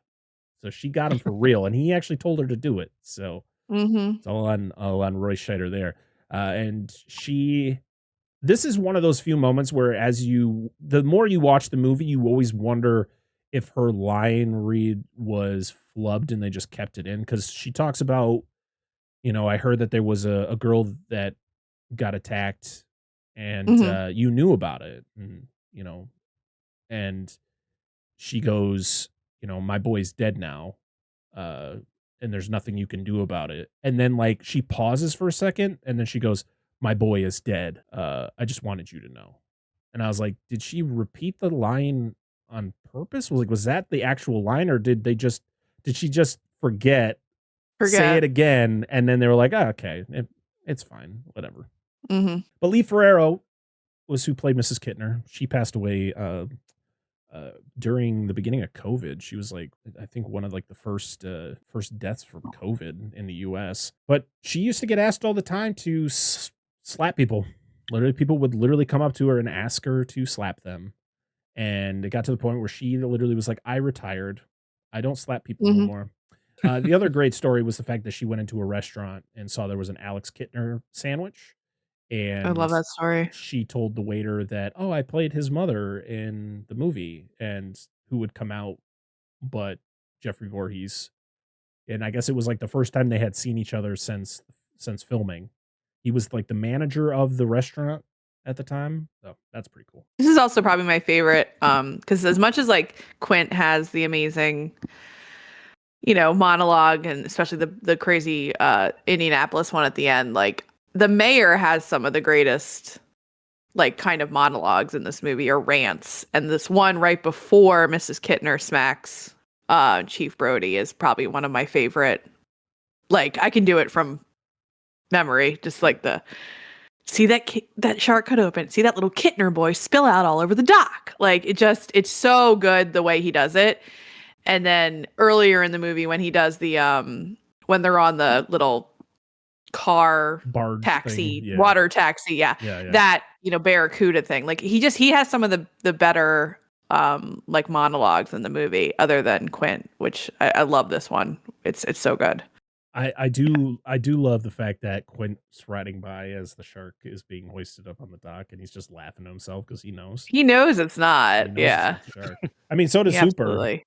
And but that's the thing, is Hooper literally tells Brody's like, the only way we're gonna know that this is the shark is if we can cut it open and see what's inside, because it's still probably digesting whatever it's eaten the last 24 hours. And yeah, that's when the mayor comes up, and I love how the mayor's kind of just behind him, like, what? We have to verify things? And he's like, huh? But yeah, but then he does the line, which I think is great, where he's just like, he's trying not to be loud. He's just like, you're gonna. I said that so what you're telling me is we're gonna cut up with a shark and we're gonna see this Kinder boy just spill up all over the dock? No. Yeah. Got to fact check. That's what we do. Yeah. And so we are now with Brody at his home, and he is, of course, very sad because of what happened today. And it's the whole thing where he takes the blame for Kittner's death because he knew. I mean, she wasn't wrong. He did know, but he is a bigger man than to kind of throw people under the bus. Like, he could easily been like, well, the mayor told me to not shut the beaches down. Like, I was told by so many people to not shut the beaches down. But instead, he just kind of took the responsibility himself, not by saying nothing. And so he's home getting drunk, and we get the scene with him and Sean, kind of, which I guess was just, that wasn't in the script. That was just something that him and the actor Jay Mello would do. And so they just included it in the movie. And then Jaws the Revenge went, let's do it again, but not have with the wrong kid. Perfect. Yeah, with the wrong kid. With the wrong kid. It's with Michael. It's with Michael. It's not the same kid. But it was the whole thing was because Sean gets killed in that one. Spoiler on alert. Christmas. On Christmas. Jaws Revenge is a Christmas movie, by the way. Goddamn right it is. Every Christmas that's on in this house, baby. Snaps. And Ellen sees Michael do it with his daughter, and it shows the sepia toned flashback of Martin and Sean doing it. So that's why they put it in Jaws the Revenge. It's like in Indiana Jones when in the second movie they like reference back to something that happened in the first movie, even though the second Indiana Jones is a prequel to the first movie, so it doesn't make any sense. Nonsense. It's one of those things where I feel like the whole Temple of Doom is a prequel thing, like came out way after the movie came out. Like it wasn't actually a prequel, but then we're like, well, I always say you just don't tell Steven Spielberg when he's doing something wrong. Like in Jurassic Park, no one was like, Steven, there wasn't a ravine there earlier. Where did the cliff go? Where did it come from? We don't tell Steven he's wrong. The worst is when you go on the internet and people try to go, well, here's the blueprint for the T-Rex enclosure, and there's a cliff right there. You're like, no, there's not. You made that up. It's some horse shit design. That's just it just progresses the plot. That's all I care about. I don't give a shit. I just like to complain about it. I don't care. Yeah. It doesn't, make my enjoyment of Jurassic Park lower. No. I didn't make billions of dollars off of it, so I can complain about it. But I just like to laugh at it. I was like, where did that giant cliff come from? That T-Rex on stilts? What's happening? Yeah. T-Rex was a great jumper. You could just jump over. It's the same thing with ravines. Godzilla in the water. Like, how long are Godzilla's legs? How can he stand in the ocean? The ocean is very deep, and Godzilla somehow has 85% of his body out of the water in the middle of the ocean. How does he do it? Very true. He's Stretch Armstrong. He can stretch his legs all the way up. I do love that Hooper shows up to the house kind of unannounced. He's like, hey, I'm here. I got wine. I got 2 different wines because I didn't know what you were going to have. And she's like, okay, sure. Because then he's a she's- rich boy. Yeah, but then she gets really interested in all the things he's talking about, because he's talking about sharks and, you know, what he does and all that. And I'm glad this is as far as we get with the relationship between Hooper and Mrs. Brody, Ugh. because in the book they have an affair. It's the best decision they made to cut it out of the movie. So when Spielberg asked Richard Dreyfuss to be part of the movie, he told him straight up, don't read the book. I guess Dreyfuss heard about the affair in the book, and he was like, I hope that's not in this, because I don't know if I want to be in this movie if that's going to be a part of it. And Spielberg's like, no. That was a quick decision when I read the book that I wasn't including that, because that is utter nonsense. Bizarre. Yeah. I really want to read the book again just to see how it's aged, because I know like throughout the years people have just it's really gone down in quality, and so I really want to read it again and be like, oof, yeah, this is rough. Yeah. I also love how Birdie opens the wine because he's halfway in the can. Like he's already drunk. He's gone. And it's the red wine. And he just doesn't use the wine glass that the wife brings out, just pours red wine into his glass that already has scotch in it. Yeah. Or whatever brown liquor Brody is drinking. And then Hooper's just like, you want to let that breathe up? Nope, never mind. Never mind. Well, He's I guess pouring it into scotch. It doesn't matter. All right. Well, I guess that's what we're doing The here. best. I love it so much. So yeah, he pretty much is just like, hey, it's dark out. Why don't we just go cut the shark open and see what's inside? No one's gonna know. And Brody's like, well, I'm drunk as shit, so I don't care. Let's go. So they go out there. I just love the fact that Brody has a drink with him the entire time, like between being at home, on the dock, opening the shark up, and then later when we're on Hooper's boat, he is just constantly drinking. Wasted. It's fantastic. He is white girl wasted. Hey, you don't have to worry about getting in trouble. No. He's the chief of police. He can do what he wants. Yeah.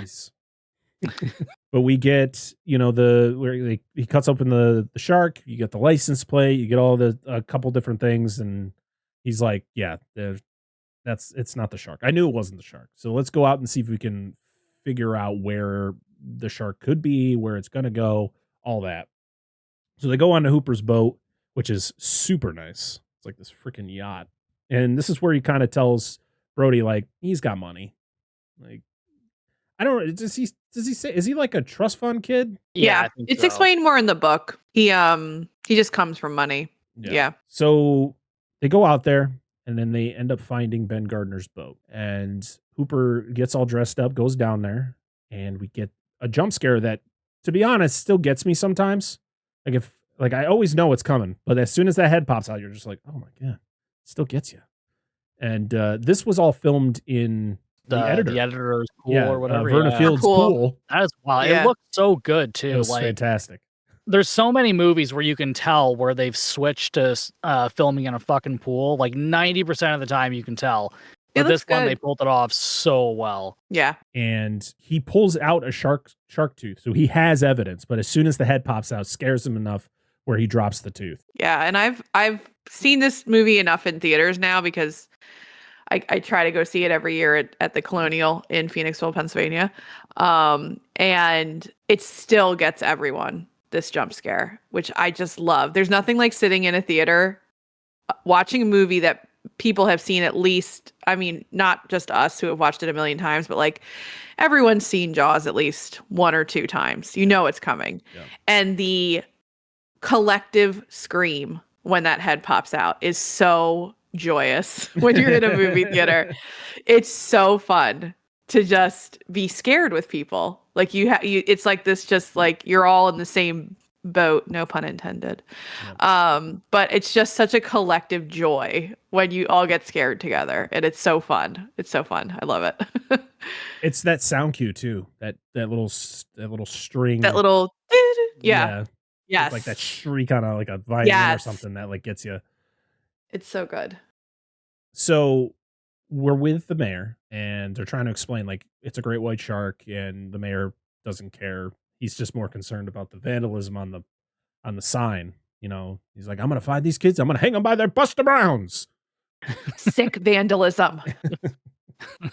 And and I just love that he is just insulting Hooper to his face.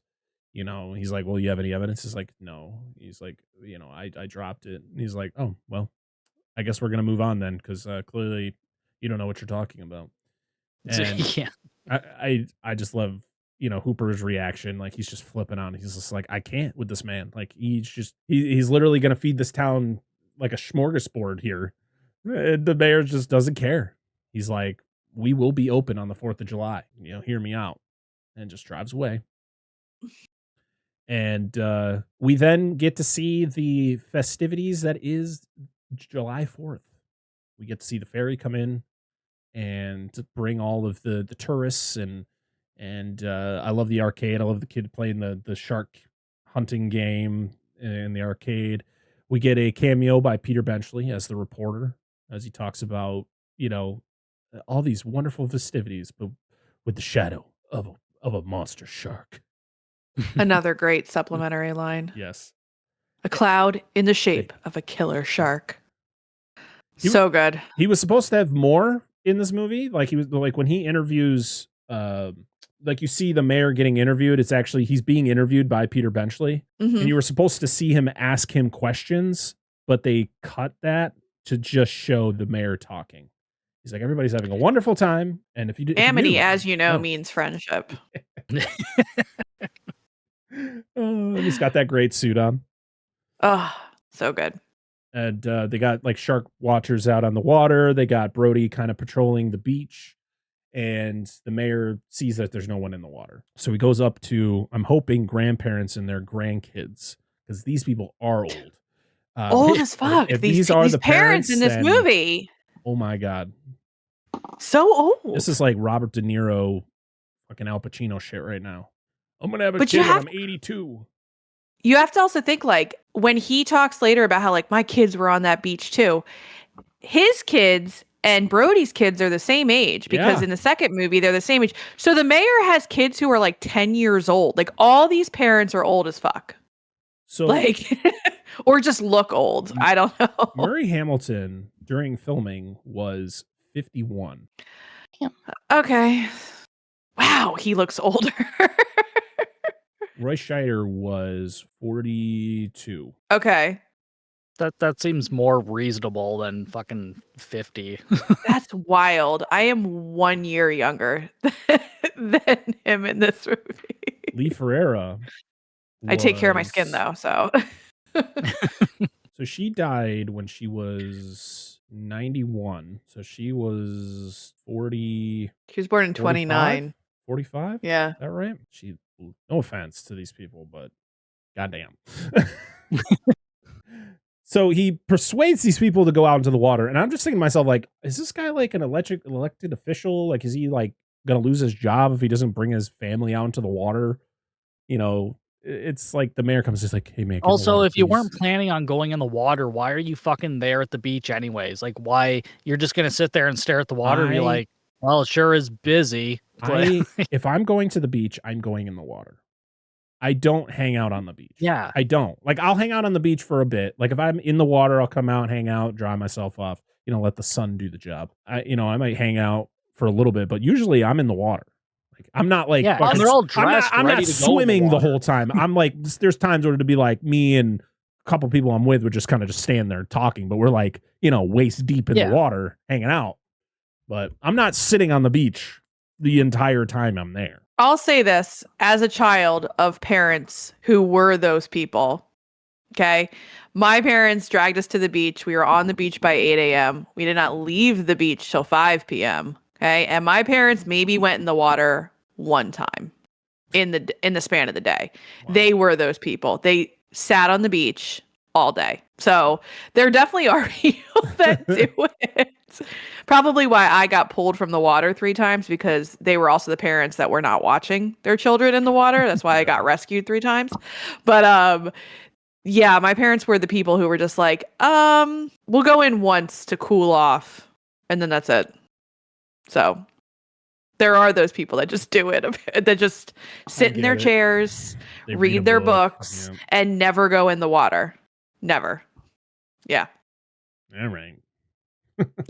I mean, I don't understand it either. So So as soon as they go into the water, that kind of is everybody like, oh, okay, we can go in. It's like, was there supposed to be, you're supposed to ask permission? Like what? I guess you didn't want to be the first person in there. I don't know. They all go in the water. Everybody's having a good time. Everybody's in very close proximity to each other. And it's like, separate. God damn. I am not going to be hanging out literally 2 feet from another person. Like I'm going to try to move myself out of there. I know, it makes me think it's a beach in Jersey. They all have to swim in front of the lifeguard. Like no one spreads out. It's very bizarre. Yeah. So chaos happens because we get a first-person shot of what you think is a shark, but the only reason you don't know that it's not the shark is that we don't get the cue from John Williams' score. Because every time the shark shows up, you get the da-da. You don't get that, but you think it's supposed to play out like it is because this woman reacts, oh my God, and she turns around, she's like goes like swims away, and you got the one guy who like literally like plows through a child on a raft. There's like 2 guys that do that during that scene. They just like topple entire families. Are like, fuck you, I'm getting out of the water. Grabs a kid, just fucking chucks him. I used to think that guy was John Ritter. He looks just like John Ritter. He does. And the woman who screams, oh my God, looks exactly like my mother. Like, these were the things I thought of when I watched this movie when I was younger. Doesn't your mom also look like Jamie Lee Curtis? My mother looks exactly like Jamie Lee Curtis now. Yes. If you think of Jamie Lee Curtis in like the Activia yogurt commercials, that's exactly what my mother looks like. So, yeah. Yeah. She has been stopped by many a people. That's awesome. Yeah.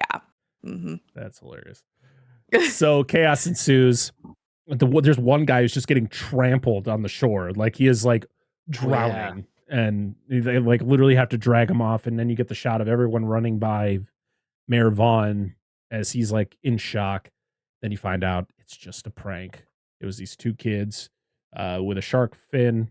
And one of them is now like a deputy sheriff for one of the towns on Martha's Vineyard. Yeah.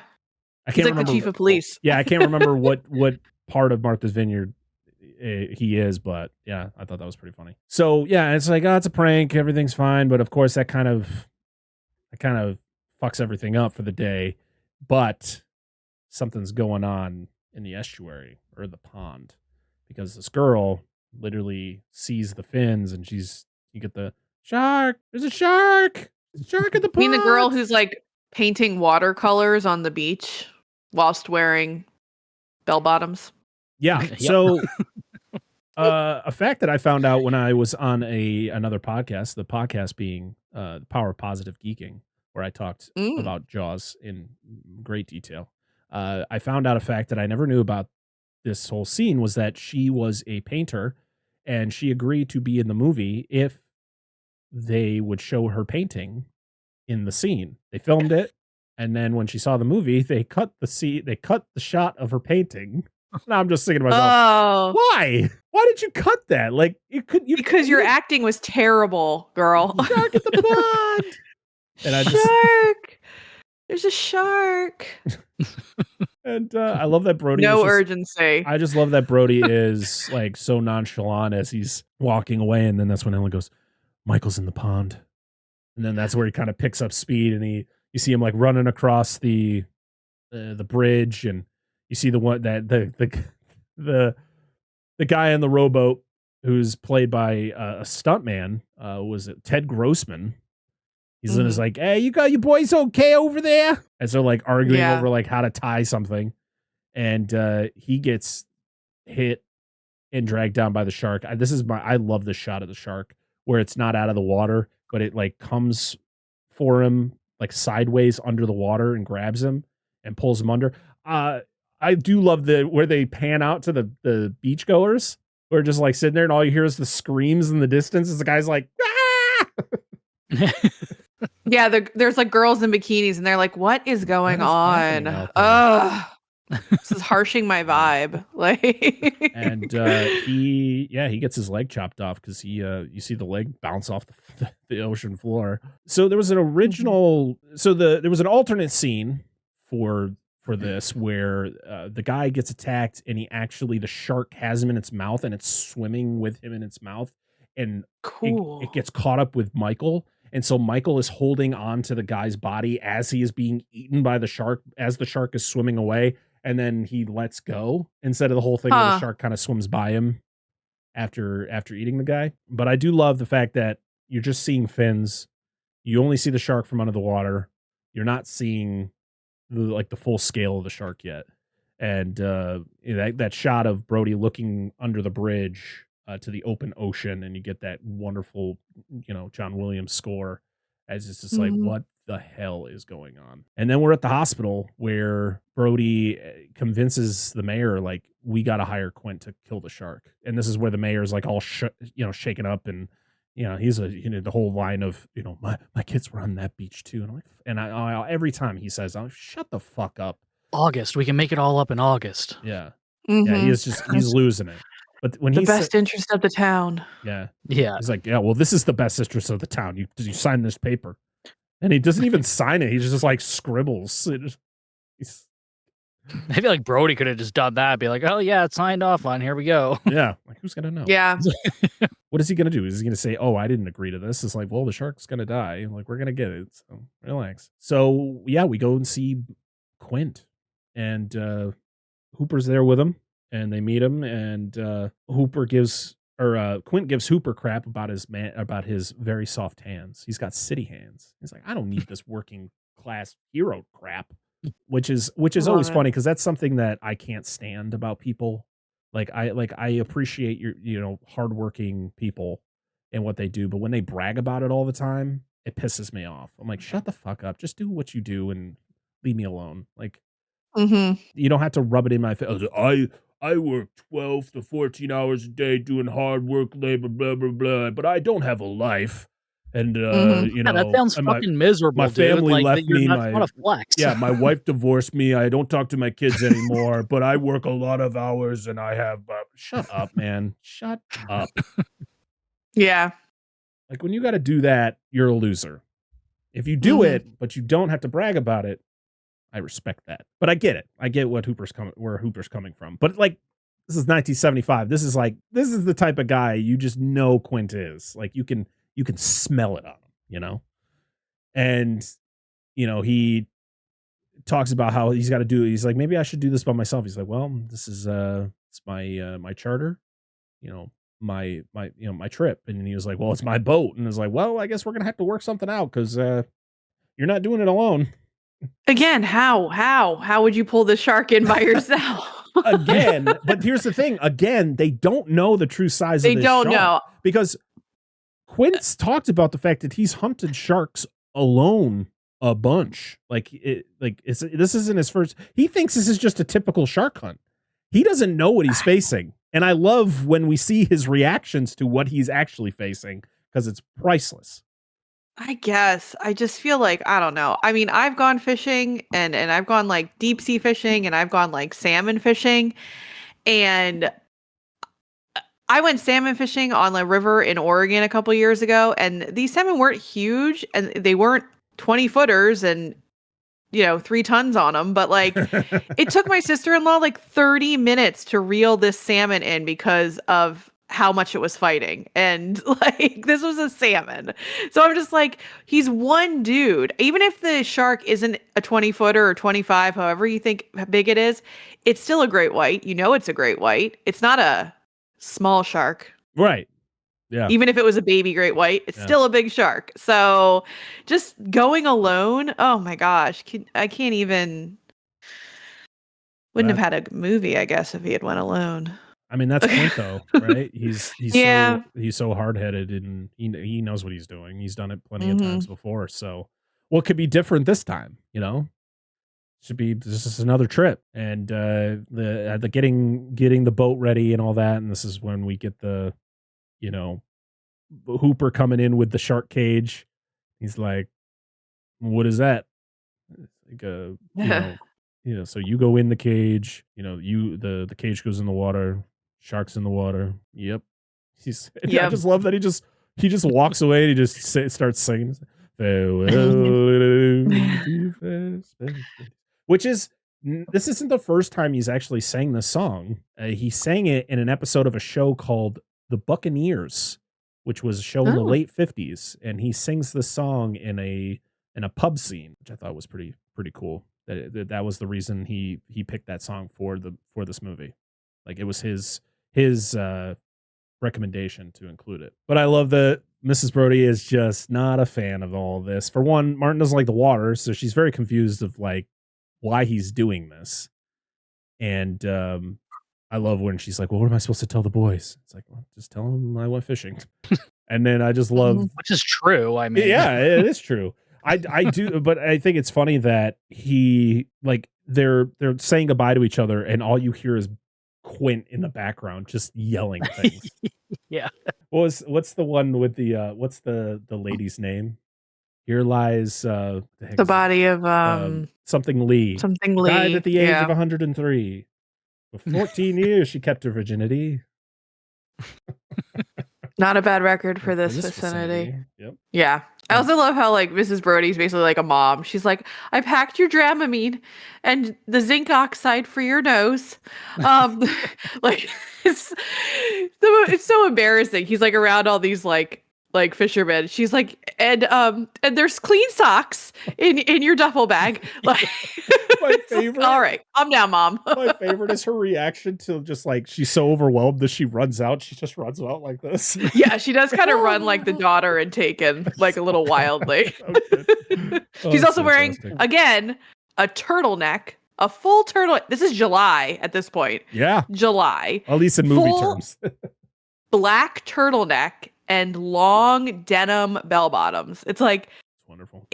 I understand it's the 70s, so maybe global warming isn't that bad right now, but like, it can't be that cold. Like, Oh, it's just wild, the outfits in this movie sometimes. So good. So they're all ready to go, and the boat sets sail. And I love the shot that it's through the shark teeth that are in Quint's shack, which is the only building that they had to build from the ground up. All the buildings used in the movie were buildings that were already on Martha's Vineyard. This one was specifically built for the production because as soon as it was done, they had to knock it down because the board of Martha's Vineyards or like the representatives didn't want it. They're like, no, take it down. So, well, before we go onto the ocean, before we hang out on the Orca with the three amigos, we are going to hear from some of our podcasting friends on their thoughts and their history and their love for Jaws. So we'll be right back. Hopefully you enjoy.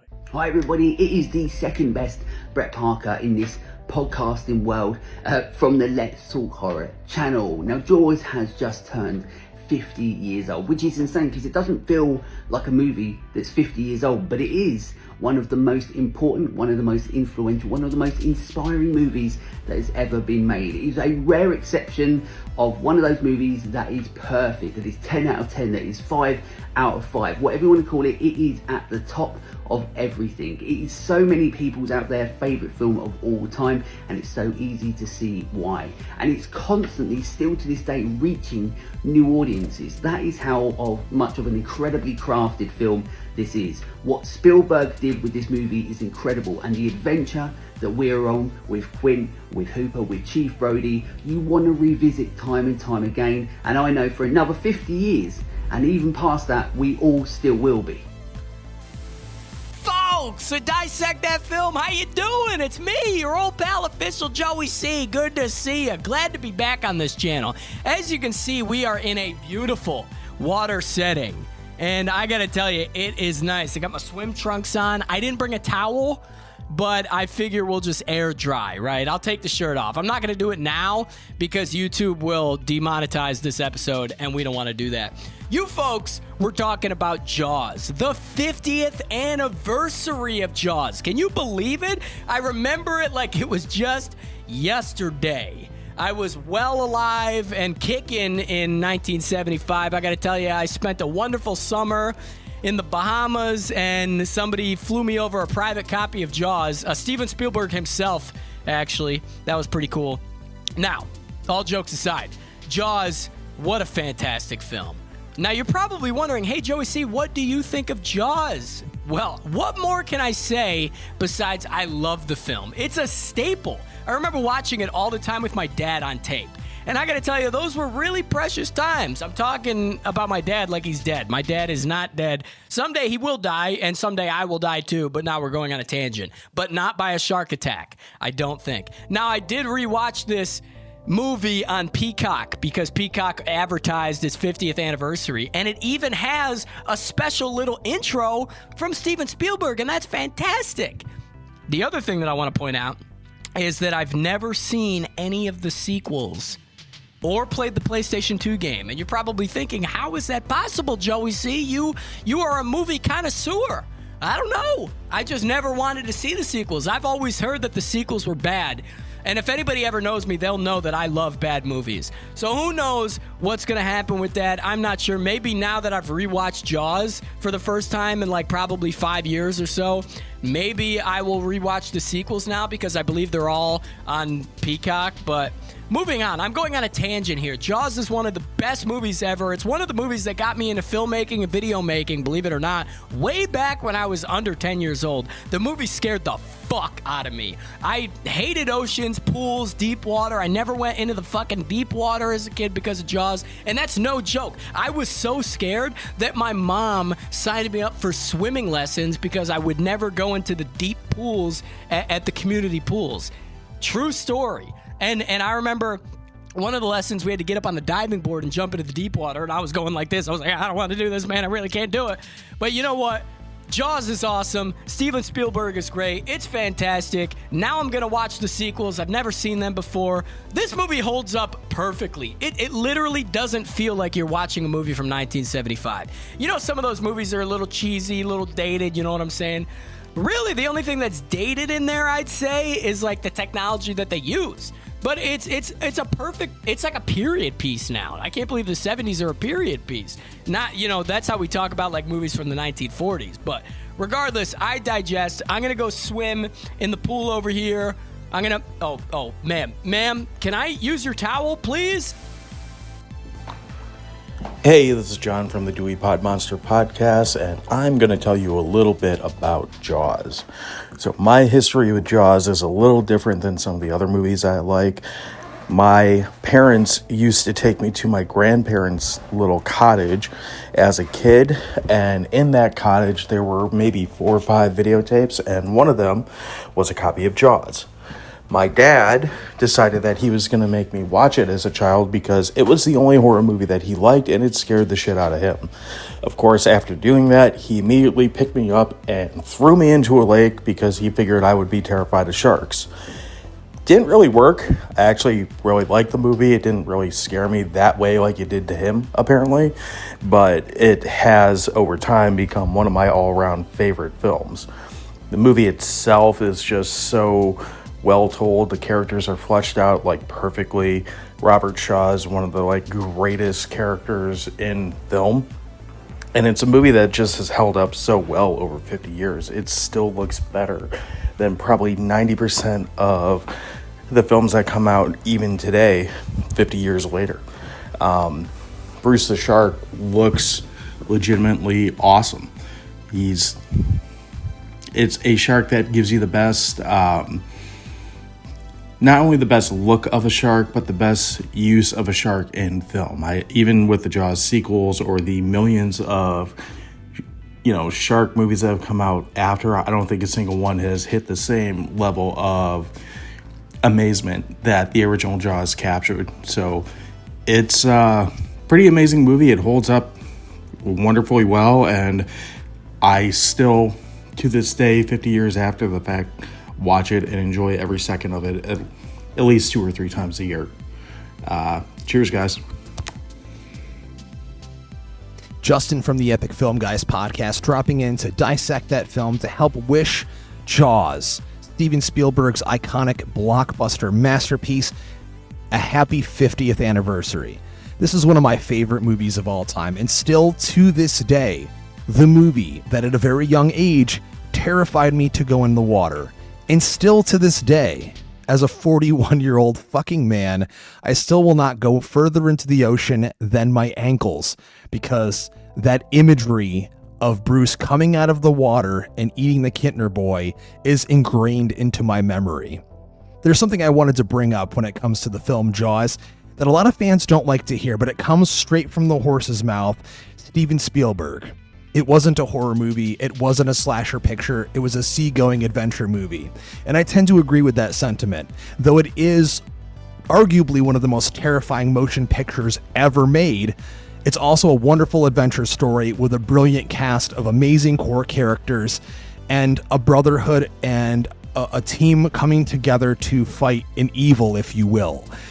Classic story. You just can't beat it. And it also has one of the best, if not the best, John Williams score of all time. I am partial to it. I think it's obviously so simple but so effective, and it is one of the most hummed themes in the history of film. You can hum Jaws to a 5-year-old today, and they'll know exactly what the hell it is. So, thanks guys for having me on for this really quick clip. I wish I could have been on the episode itself because, like I said, any opportunity to celebrate one of my favorite films of all time is a great opportunity, a perfect opportunity, and one that I would love to be a part of.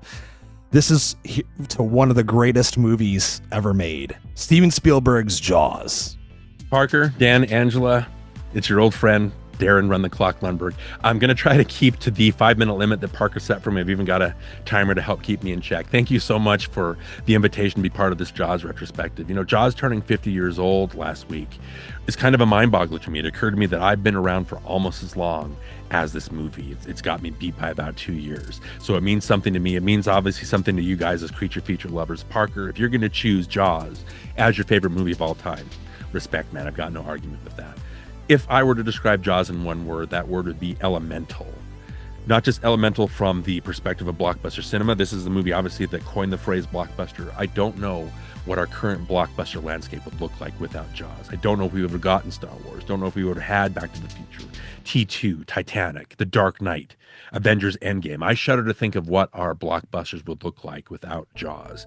This movie was elemental to the career of Steven Spielberg. Like, imagine 26 years old trying to prove yourself as a director. If not for his innate ability to push through and bring Jaws to the finish line, he would not have had the career that he had. We would not have gotten Close Encounters. There would be no Raiders of the Lost Ark, no E.T., maybe no Schindler's List. Imagine what the world would look like without that indelible impact that Spielberg had. This movie is elemental for John Williams. That score, guys, what's incredible and so great about it is John Williams didn't just write a theme for a movie. He wrote a theme for an animal. Think about that. When you hear the theme for Star Wars, you think Star Wars. When you hear the theme to Raiders of the Lost Ark, you think Raiders of the Lost Ark. When you hear John Williams' iconic 2-note theme, you think of the word shark. That's going to clear out any ocean, going to clear out any lake, any bathtub. I'm just amazed that that score is forever associated with an animal in nature. Most selfishly, though, this movie is elemental for me as a movie lover and a movie watcher. I've talked to you guys about this before. I've talked about a nostalgia cast. Watching this movie for the first time as a 5 or 6-year-old kid, the movie changed my brain chemistry. It changed my vocabulary for how I processed entertainment. I couldn't figure out how Spielberg was able to tap into my primal fear of getting eaten alive by sharks. I couldn't understand how he was able to help me identify so strongly with the Brody character and his fear of the water. This is the movie that got me interested in storytelling, got me interested in shot composition, that helped me memorize the name Steven Spielberg and commit that name to heart. So I say that I don't know what blockbusters would look like without Jaws. I'm scared to think of what my life would look like without Jaws. So the word masterpiece, I think, gets thrown around way too much. It's not just something that you enjoy on a great deal. A masterpiece has to be something that hits you on a deeper, more intrinsic level. I think Jaws can do that. Sure, you can look at it as the plain old bubblegum entertainment. It's maybe the best popcorn entertainment that's ever been done.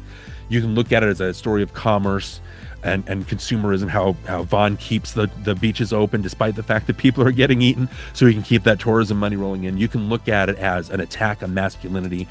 Any scene in this movie can be seen as a comment on that, on what it takes to be a man. Are you a man if you're the town sheriff? Are you a man if you're a politician, a salty old fisherman, a rich kid know-it-all ichthyologist? Are you a man if you're just a loving, caring father? This is represented story-wise, it's represented visually. When you see Quint crushing his beer can on the Orca and it shows Hooper satirizing by crushing that styrofoam cup, that's a dick measuring contest. When you have that scene where they're comparing scars, Quint and Hooper, their battle scars, all Brody has is his appendix scar. He can't compete, right? And yet it's Brody that rises to the occasion. It's Brody that becomes the man, beats his fear, becomes the defender of his community. You can look at it from that perspective too. Now, if you're going to watch Jaws from the perspective of, oh, the shark looks so fake, I really think you're watching the movie wrong. I don't think you're watching the movie the correct way. Sure, the shark doesn't look as real as a real shark, right?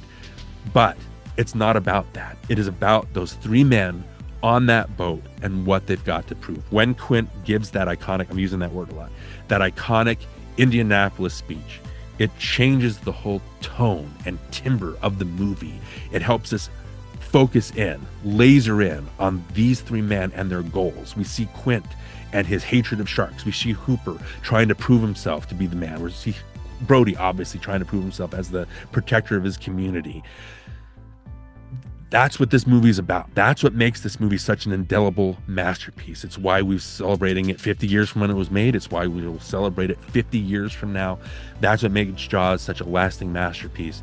I could go on for hours about this. Thank you so much for inviting me to talk about Jaws and be a part of this. I appreciate that so much. I appreciate you guys.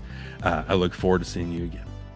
Hey guys, Scott from the Year-Round Podcast here. A huge thank you to all three of you for having me on the show to talk about my all-time favourite movie, Jaws. I could talk about this for 3 hours, 3 days, 3 months, however long you wanted me to, without taking a break. It is part of my DNA. It is, as I said, hands down my favourite movie of all time, and it's not even close. It's not just the rose-tinted glasses, although they are well and truly attached to my head. It's every time I've watched this, it always pulls me in, no matter how many times I've seen it. Like, it's deceptively simple. It's a giant great white shark terrorising Amity Island over 4th of July weekend. But it's so much more than that. It's a battle between man and nature. Brody, Hooper and Quint forced to band together to face this insurmountable threat in the water that they can't see. But beyond that, you've also got the greed of the town, the fear, the courage. Like, there's so much to this. And beneath all of it is that unbridled primal fear of the unknown. The cast in this are like the holy trinity of horror casts. And in this movie in particular, every single one of them gives their best performance they've ever put to screen, without a doubt. Roy Schneider as Chief Brody is honestly wonderful. He's your sort of everyday man, just wants to make a living. He doesn't really want to mess with anything in the water, and he just wants to have a happy life with his family. You've got Richard Dreyfuss as Matt Hooper, he's a nerd. He is the goofiest, nerdiest scientific oceanographer you could find, but he's full of energy and you can't help but be drawn to that character. And then of course Robert Shaw as my all-time favourite character, Quint. My God, Quint is just the man. He has the legendary monologue about the USS Indianapolis and how that's affected him. He's the muscle, he's the might, he is just the gruff arsehole old sea captain who bands everyone together just through being his gruff, abrasive self. And I don't think I could talk about this, I'm not going to go on much too longer, I don't think I could talk about this without bringing up the mechanical shark. Bless his heart, Bruce, that didn't work. He sank, he malfunctioned, he just done everything wrong. He done everything he wasn't meant to do. But because of this, it forced a very young Steven Spielberg to think on his feet. And instead of trying to basically make the shark work, he worked around it. And what they gave us was, it gave us a hidden monster for most of the movie, which honestly adds to the tension far more than it would have had they just had the shark on screen all the time. Jaws for me is a masterclass in filmmaking. It is the perfect storm of writing, directing, acting, musical score, because the musical score from John Williams in this is fantastic. It is a movie that will never ever ever fade from memory because it is simply that good, and without a doubt it will always be number one for me. But that's about it, and until we meet again, here's to swimming with bow-legged women. See you later guys, thanks a lot. Picture it, summer 1975, and a little movie about a big fish named Jaws is released and devours the box office. Gosh, I've seen this movie so many times on TV that I don't even remember the first time. I love this movie. I love the practical effects. I love the action, the explosions, the characters, just everything about this movie is just great. And yeah, after 50 years, it still is great. It still looks amazing no matter how you watch it. So yeah, happy 50th anniversary, Jaws, and smile, you son of a... Hey guys, I'm speaking a little softly because I am on set filming a feature film down here in Georgia. You can kind of see that happening over my shoulder there. I can't give the name of it, but it's a wonderful coming of age story that maybe you'll get to review at some point. But I just wanted to pop in real quick and talk a little bit about Jaws for your 50th anniversary episode. Sorry for being a little bit shaky. And I'm Billy Joseph Jr., by the way. And yeah, my first memories of Jaws were really watching Jaws 3D in the theater. So that 50th anniversary should be coming up pretty soon. So you'll have the opportunity to review that masterpiece. But it's always remained one of my favorites, probably because I saw it in the theater, but it still doesn't surpass the first one. So like you all, I'm a big Jaws fan. I remember my first, just having been born into that period where Jaws was already part of popular culture. I think my fondest memories are playing Jaws. So we had this tiny pool that I thought was huge. It was about 12 foot around and 2 foot deep. And so in that, my cousins and I would swim, and the older ones would always be Jaws. And because I was always one of the smaller ones, I was always on the raft getting attacked by Jaws. So that's one of my fondest memories about it. So thank you guys for your show and for all that you do. I look forward to watching this episode. What's up, guys? Gerald from the Awards Garage here, formerly 2Ps on a podcast. Dissect that film. Brett, my dude, my main dude. Dan, Angela, I love all you guys so much. I support you guys. I don't always watch some of the movies you guys are covering, but one of the movies that I do watch, and I have seen about 100 times, is Jaws from 1975. And I know you guys are celebrating that this year, July 4th. Obviously a big anniversary, 50 years since the release of that movie. You know, that was the first, movie that I was allowed to see that would be considered horror, I guess. It's, been debated over the years if it's a thriller or if it's horror or, whatever. But when you're an 8-year-old kid and you go to the beach 2 or 3 times a year with your family and you see Jaws, especially in a pre-social media age, it was the scariest shit I'd ever seen because I didn't want to go in the ocean for actually several years after that. I was only in swimming pools for about 5 years after I saw Jaws. So, Spielberg did something special, man. All the actors involved too, and it created the summer blockbuster. I saw that at 8 years old. The first horror movie I saw that I definitely should not have seen was probably also when I was 8 or 7 or 8. It's my earliest memory, at least, of a horror movie, and that was Alien from Ridley Scott. But I was not allowed to see that. I cheated. I peeked through my parents' bedroom window. Bedroom door. I've told this story on my podcast before, so you may have heard that. But I saw that and it fucked me up. I mean, that's probably the reason I'm a horror guy now. So, but my dad did show me Jaws willingly, and he thought it was cool, and I'd be able to take it. And like I said, I couldn't swim in the ocean for 5 years after. So my mom was naturally not thrilled with him. So for some reason, I decided to do the exact same thing with my 8-year-old son, Logan. And of course, my wife was pissed at me. So I don't know why I relived that whole thing, but I did. So Logan saw Jaws and Creature from the Black Lagoon on his 8th birthday. We did a double feature. Those were the first 2 quote unquote horror movies that he saw. He's seen some really fucked up shit since then. He's almost 12 now. So that was 4 years ago. But, it's just a movie that I'm going to pass down to every single generation as long as I'm on this earth, because I love movies. So I'll be giving them all kinds of movies. My daughter's love for movies, I like to think, came from me. I showed her Jaws at a young age. Logan is super into cinema. I think Luke, my little one, will be too. So when Luke's old enough, he'll be seeing Jaws. If I have grandkids, when the time comes, when they turn about 8 years old, I'm going to be showing them Jaws.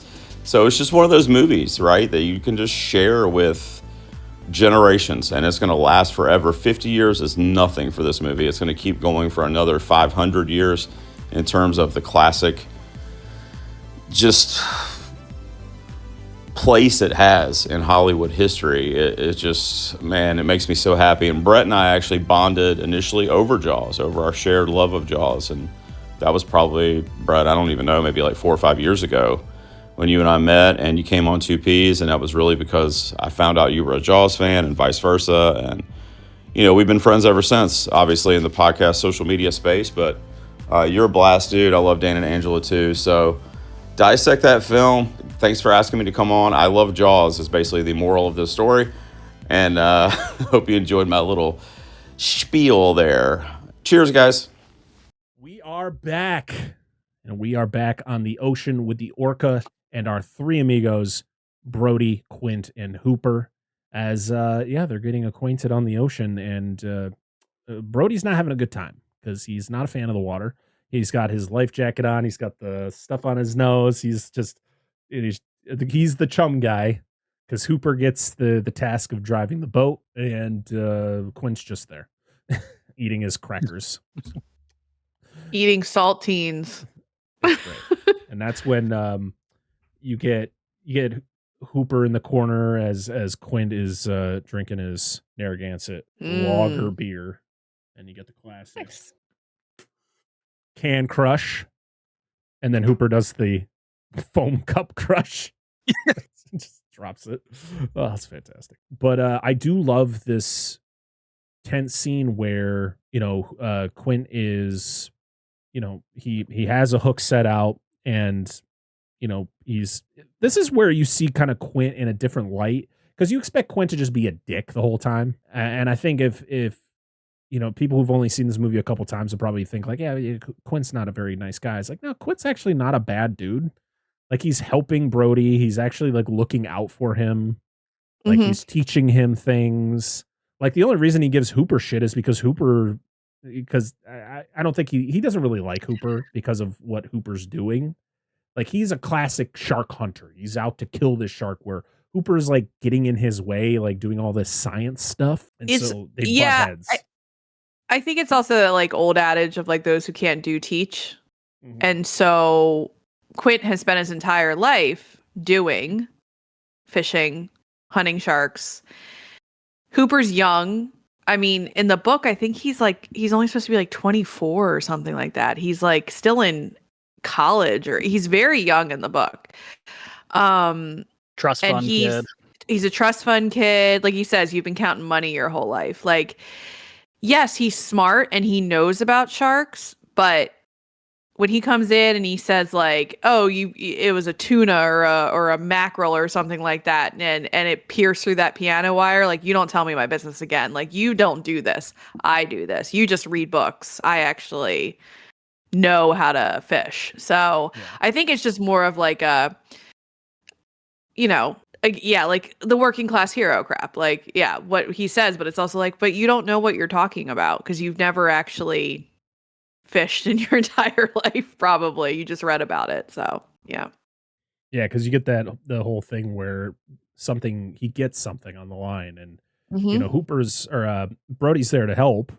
He's pretty much doing anything Quint tells him. I love that, like, quiet, there's no music, it's just him quietly prepping himself, attaching himself to the reel, and kind of bracing himself, and kind of giving Brody instruction, but like very quietly, to not like it's gonna scare the fish away. It's like they got to be very quiet. And then when he sets the hook and everything kind of goes crazy, Hooper, I think, is already skeptical on immediately what is on the line. He's like, I love where he's like in the middle of the fight, and he's like, "Let it go, Quint." He's like, "Hooper, I don't tell you your business, you don't tell me mine," and he says a stingray. A stingray doesn't move that fast. It's like a that is stingray the wildest. Or a marlin or something like that, or a marlin, maybe. Yeah. A stingray. No, they don't swim like that. Like that. This line goes right. Like, it might be a tuna but the fact that he says stingray, it's like, now I don't really think you know what you're talking about at all. I think what's great is that we never find out what it was. Like, it could have been the shark. We'll never know. And because it's one of those things, like, Brody doesn't really know what he's looking at. He's like, "Oh, I see the wire. What does that mean?" He's just like, "Just get behind me." type thing, and I love that, Hooper comes down to help and Quint goes to grab the hook, like the big hook, and he comes back and that's when the line breaks and stuff like that. And he's just so casual about it. Like he doesn't like come up and start screaming or anything. He's pissed off, but it's more at Hooper because of the way Hooper's acting. And yeah, it's where you really get like them butting heads. I mean, you get the whole thing where again, Quint is helping Brody by, Brody, he's like, hey, you got to go get something over here, pull that line. He pulls the wrong line and all the tanks fall. He's like, guy, you hit that the wrong place, it'll blow up. He's like, yeah. And then Quint literally is like, hey, Chief, next time just tell me what line you need to pull and I'll tell you. And it's like, he's not an asshole. Like he's not a complete asshole. He's he's just stubborn.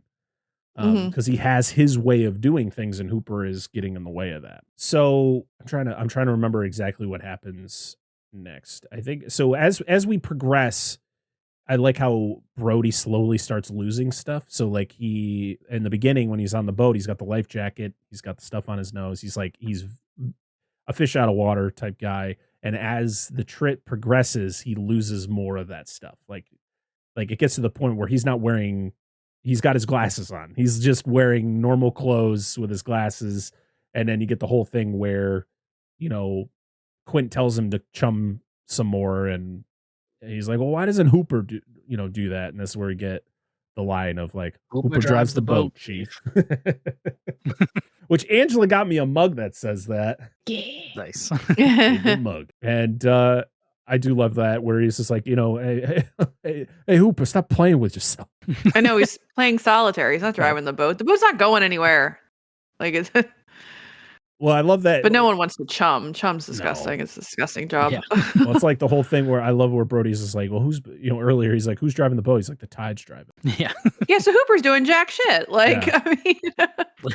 So, but I just love the fact where he's like, yeah, clear head. Yeah, clear head. Why don't you come down, shuffle some of this shit. Some of this shit. Oh, it's the best.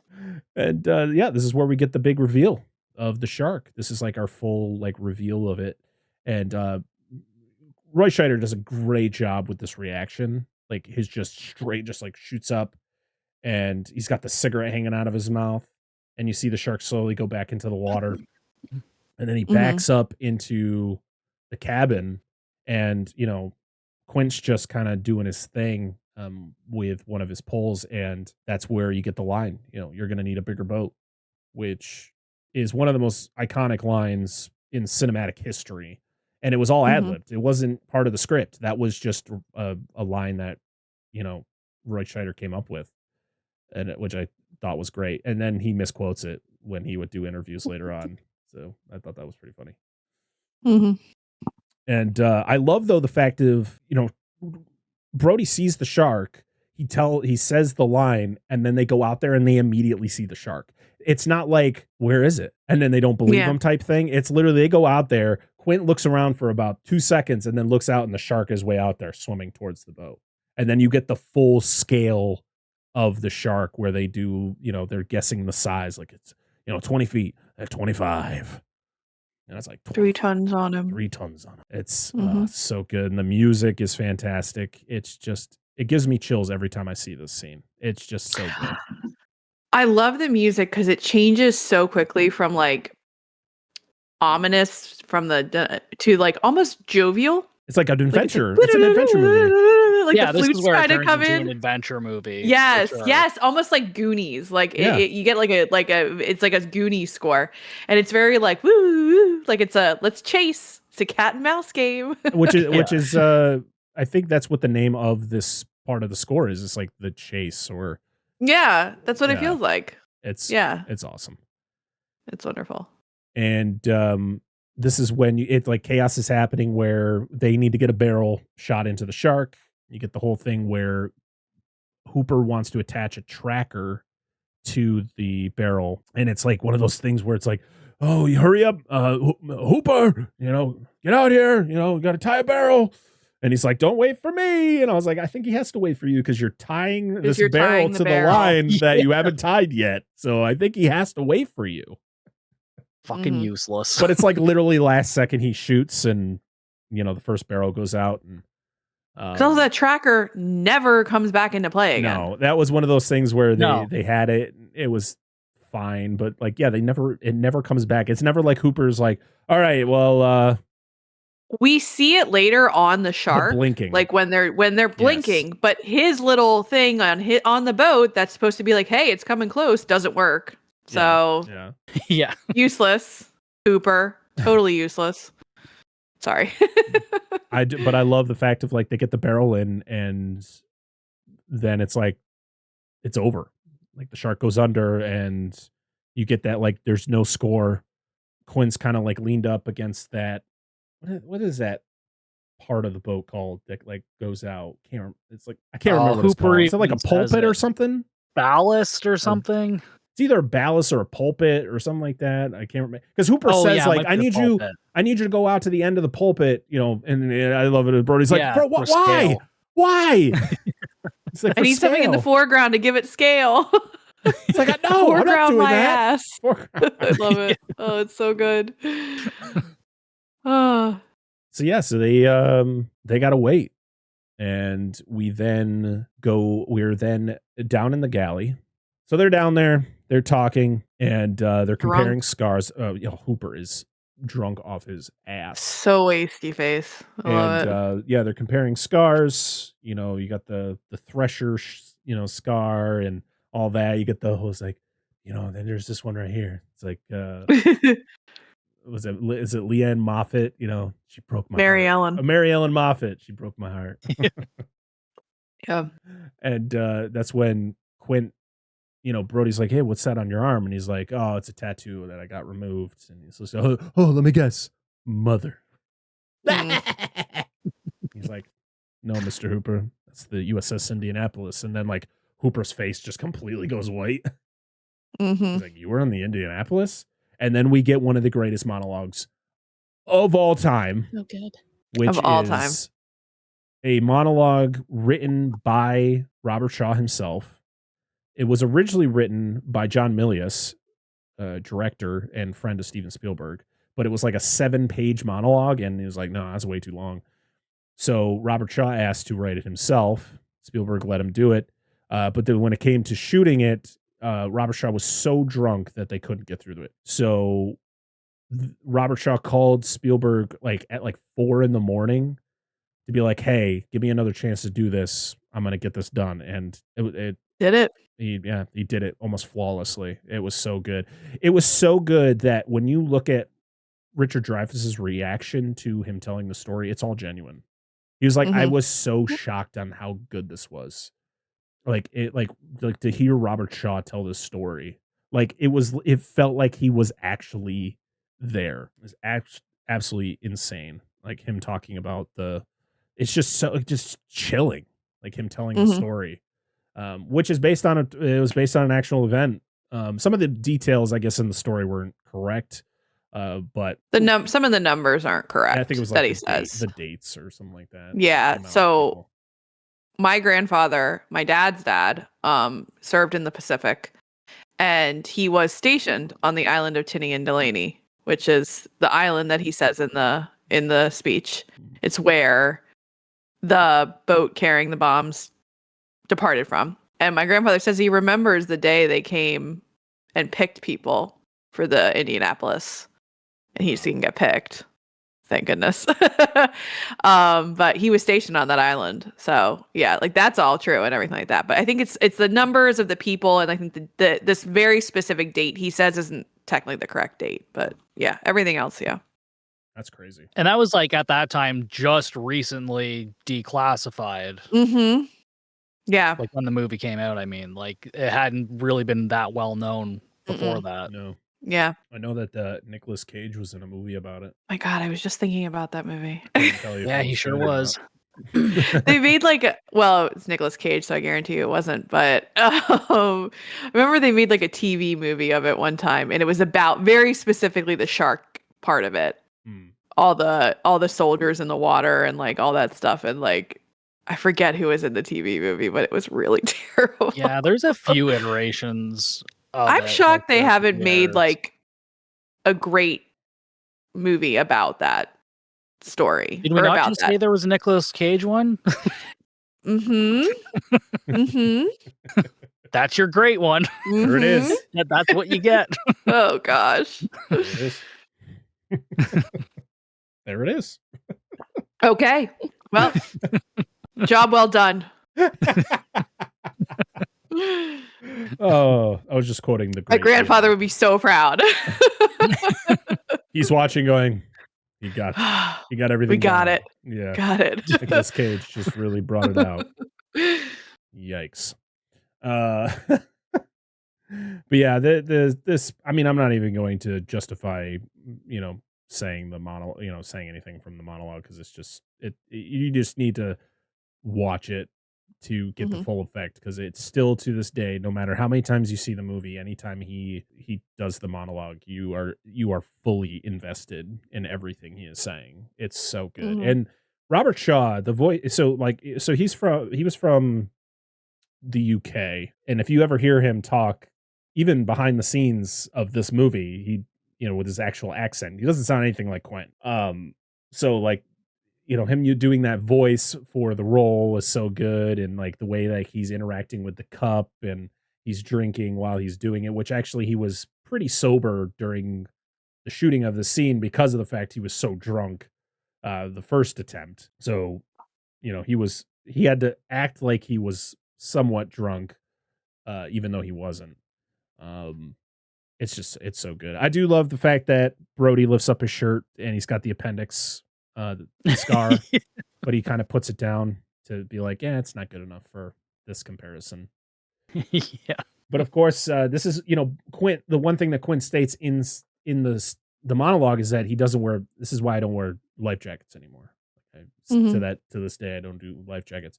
And that's as soon as he pretty much finishes the story, that's when the shark attacks the boat, pretty much, puts holes in the boat. You get, it starts to flood. And we then, we see the shark kind of disappear. You don't really see the shark, but also I'm just trying to envision what the shark is actually doing. Like the shark is just kind of like back, swimming and backing up and hitting this boat. And I'm just thinking to myself, like, great whites can't do that. I think it's the tail, actually. You think so? I think he's more like along the side, and he's probably thrashing his tail against the side. Because, yeah, like he'd have to they don't really go in reverse, sharks. So so sharks, so great whites, along with like makos, and I think there's like another species of shark, where they have to swim forward all the time. They have to go, because that's how they get water through their gills, because a lot of species of sharks, their gills actually can pulsate. They can actually pump water through their gills without them moving. Great whites can't do that. So like they can't swim backwards. They have to constantly be moving or they'll drown. So like, even when they're sleeping, they have to swim. So yeah, I mean, that sounds believable. I mean, just looking how big this shark is, it could be doing anything. To be honest, I think if this shark swam straight into this boat, it's just going to go through it. This thing is a monster. And I always like to envision, like, when seeing this movie so many times, I feel like I can kind of create my own narrative on certain things, especially like a lot of times, it's just a shark, but then like sometimes you want to watch it and believe maybe it's not a shark. It's like a demon, like out to like kill, like destroy this town. Like it's just this darkness that goes over the town, and it's like it's there because great whites in reality don't do this. It's very rare for great whites to become rogue and to like attack and kill multiple humans. I mean, great whites attack humans every year, but it's usually a misunderstanding type thing. Where this is more like, no, this shark is doing this on purpose. It wants to do this, and it's not doing it to eat people. It's doing it just to fuck around. And so it's one of those things. Just like maybe it's not an actual shark. It's like it's a demon. It's seeking vengeance on this town for some weird reason. Who knows what the reason is? Maybe it's after Quint. It went after him at the Indianapolis, and then spent all these years trying to find him, and it finally found him. Now it's trying to kill him. That I like it. I know there is I can't remember who wrote it, but there is a book out there called The Book of Quint, which I believe is a book about Quint's life between the Indianapolis and up until the events of Jaws. So it's like what he does in between that time. So I got to check that out at some point. I know Spotify has an audiobook version of it. I might have to check it out just to see how, what that's all about. But yeah, I like that idea. I love creating theories for these movies. Like, yeah, it may not be what Spielberg's vision was for it, but I like the idea of maybe it's not actually a shark. I think this is something more. I mean, it's also like the biggest shark ever. So how common it's not very common, right? Well, it's one of my favorite parts of the movie earlier on when he's doing research and he says a lot of stuff that's true. There's so much that we don't know about sharks even still. We don't know how long they live. We've never been able to track a shark from birth to death, like a natural birth to a natural death. So we have no idea how sharks live, how long they live. They could be thousands of years old, and we have no idea. We really don't. Like, we find Greenland sharks, and I think they just recorded one that was like 300 years old. A 300-year-old shark. It's still alive. Like, we just have no idea about these creatures still, and we still don't. And there's just so much we could learn, and we just don't seem to really still care that much. But it's one of my favorite parts of the movie is when he's like saying these facts, and the wife's just like, all right, just leave it. Let's drink and fool around. That's more fun. So. I mean, still to this day, there's no video evidence of. Well, I mean, clearly they mate and they have babies, but there's no video evidence of great whites mating or great whites giving birth.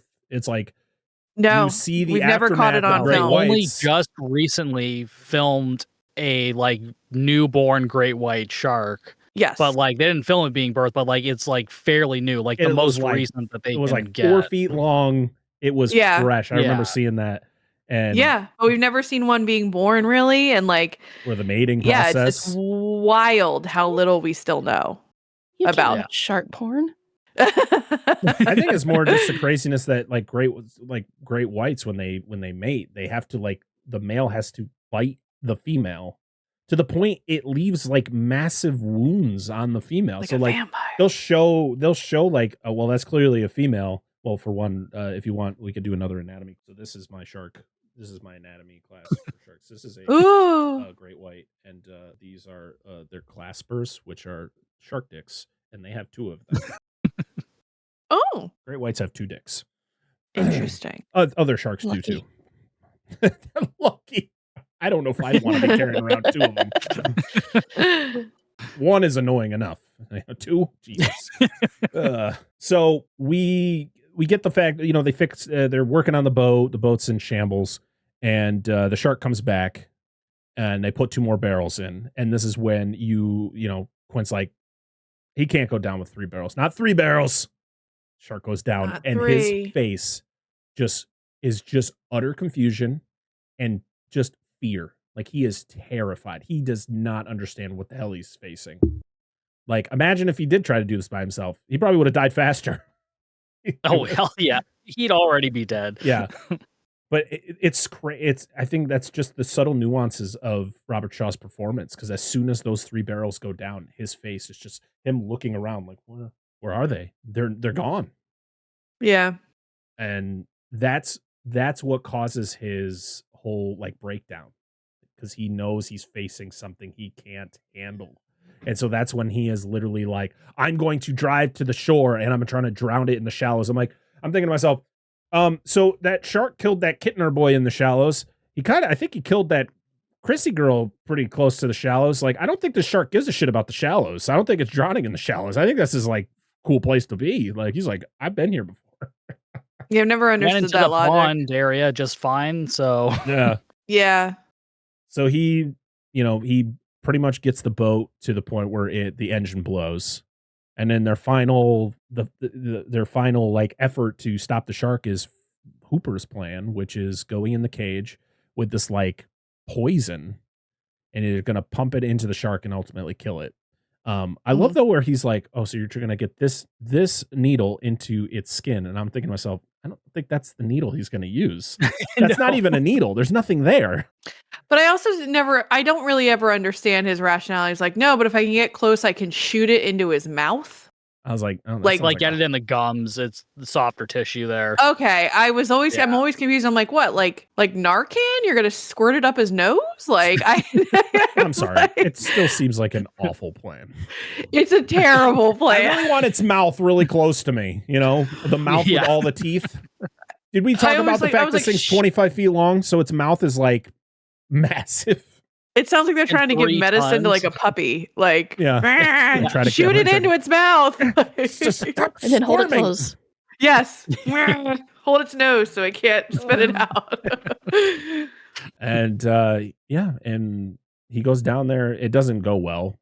The shark attacks the cage, which I love the underwater shots of it attacking the cage, and then we get the mix between the animatronic shark and the footage done by Ron and Valerie Taylor, who were wildlife photographers who got a lot of footage for a lot of like rogue animal movies. They got footage for Orca, which we've talked about. Yep. They've done a bunch. You like a lot of any movie that has like marine animals in it. Most likely, any actual footage of the animals were done by Ron and Valerie Taylor. I think they did it for like the 1995 Flipper and like the original Flipper from the 70s, I think it was. So yeah, you get the shark like that got caught on the top of the cage, which wasn't planned. They literally were going to have they got a smaller cage because they were going to put a little person in there for scale, for the fact that the shark is supposed to be 25 feet long. Well, this shark, clearly wasn't. So they made the cage smaller. They were going to put a little person in there for scale, and then the shark. But then they decided not to do that. But the shark gets caught on top of the cage and is like thrashing around, and that's kind of the whole reason why Hooper lives in the movie, was because of that real shark getting caught on top of that cage. Like, why don't we just have Hooper live?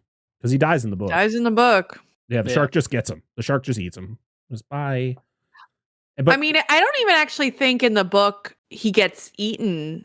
You just never see him again. He just never comes up again. Yeah. He never comes back up. Just disappears it's not and never comes back. Expressly stated that he gets eaten. It's just he just never comes back. He's a most likely drowns or gets book, eaten. So yeah. If I wouldn't care if he got Sucks eaten anyway. or whatever. He's a fucking piece of shit. I wish Dreyfuss had died in the movie. Sorry. Oh, but we never would have gotten that one line in Jaws 2 asking about Matt Hooper, because he talks That's to him true. all It's one of the one things like I never do the whole like, oh, what if this person had been cast instead? Like I never like to think about that. But this is the one where I'm like, the other option for Hooper, I think would have been just as good. It would have been a different Hooper, but I feel like it would have been just as good. I feel like The it was other supposed to option be for Hooper. Which one? Jeff Bridges. Oh, right. Yeah, that I I mean, the dude. Yeah, exactly. I kind of would have been down for it. Like, I think it would have been a cool, like, it would have been a different Hooper, almost more of like a Southern California Hooper. But I still think it would have been just as good, if not maybe a little bit better. I guess Kevin Kline was also up for it. I didn't even know Kevin Kline was acting at this time. Kevin Kline was on Broadway for a long time before he did movies. So yeah, he probably was around. But I love Kevin Kline. I didn't know that. I didn't know Kevin Kline was in the running. And I Yeah. love Phoebe Cates. Bastard. That son of a Well, she's coming back. She's in the new Mike Flanagan movie. Oh, is it Life of Chuck? Life of Chuck. She's in it. Yeah. Yeah. Oh, that's cool. It's like her first movie in like 15 years or something like that. Yeah, it's been a long time. Hopefully she'll Long come back time. for the supposed Gremlins sequel. Mm. I'm down for that. Love. So yeah, Hooper kind of swims away and becomes pretty much useless for the rest of the movie because they think he's Does dead. nothing. He does nothing. They bring the cage up. It's all in shambles. They dump it into the ocean, and then we get the final shot where the shark just eats himself out of the water. I love it. Just smashes into the boat, and I mean, as much as I love this movie, I can always talk about how ridiculous this final scene is, where the shark is literally like on the boat deck, just Mhm. and Quint It's so awful, Quint though. sliding down is so dramatic, like His death is so visceral, though. Like Oh, the It's sound yeah. effects traumatizing. and everything is like it kind of makes you forget about the last like 15, 30 seconds that you just saw of the shark yeeting himself onto the boat. It's like Yeeting. once you hear those sound effects and see all that blood, you're like, oh, holy shit. Oh, his like It's the traumatizing. scared sounds of him like as he's trying to like Yeah. not get into his. Yes. I'm also thinking to myself like, what's this shark's range of motion? Like, I feel like Quint falling into his mouth the way he does, I'm like, did he even try? I feel like you could have propped your foot onto that shark's nose and just pushed yourself enough to grab onto Yeah. something. But he like he's in halfway into the shark's mouth, because when the shark bites down on him, it's on his stomach. I'm like, how did you get that far into his mouth? I thought it would be like his foot, and then he just drags him in by his foot. I can't remember. How did Quint die in the book? I think it was very similar. I think it's literally like the final page. I think it is similar.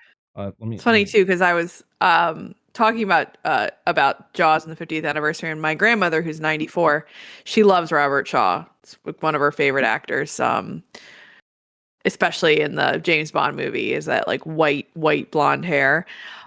She's like, Allison, I turned on Jaws the other day, and it was right when Robert Shaw got eaten. She can't even watch. She hates that scene so much, because for her, it's just the handsome actor that she loves being eaten by a giant shark.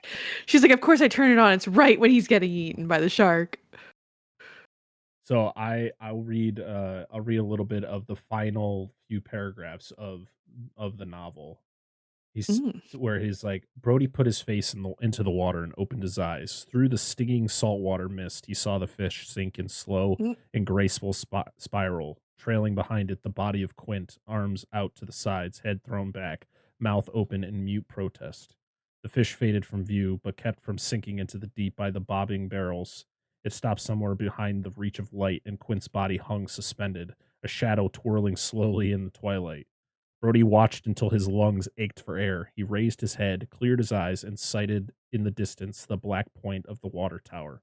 Then he began to kick toward shore. That's the end of Jaws. That's how Jaws ends. Great ending. Yeah, so literally, he kills the shark, and then the shark. I don't think the shark blows up in the book. I think he just kills the shark, and it ends up dying.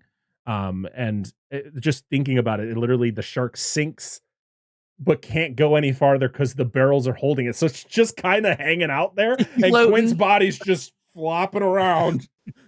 Aww. And then it's just like, yeah. And then Brody just went, all right, I'm going to swim to shore.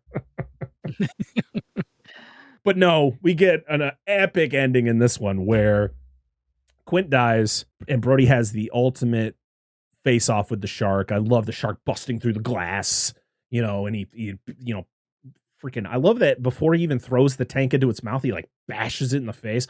And I love the detail of the meat chunks in the shark's teeth. Yeah. You're like, that's Quint, baby. Quint chunks. Throws the tank in his mouth. The shark swims backwards again. We will ignore that fact.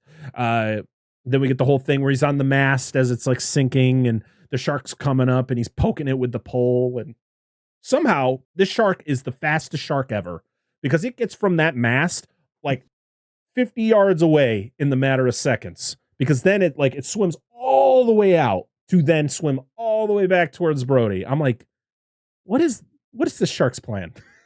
I'm very confused.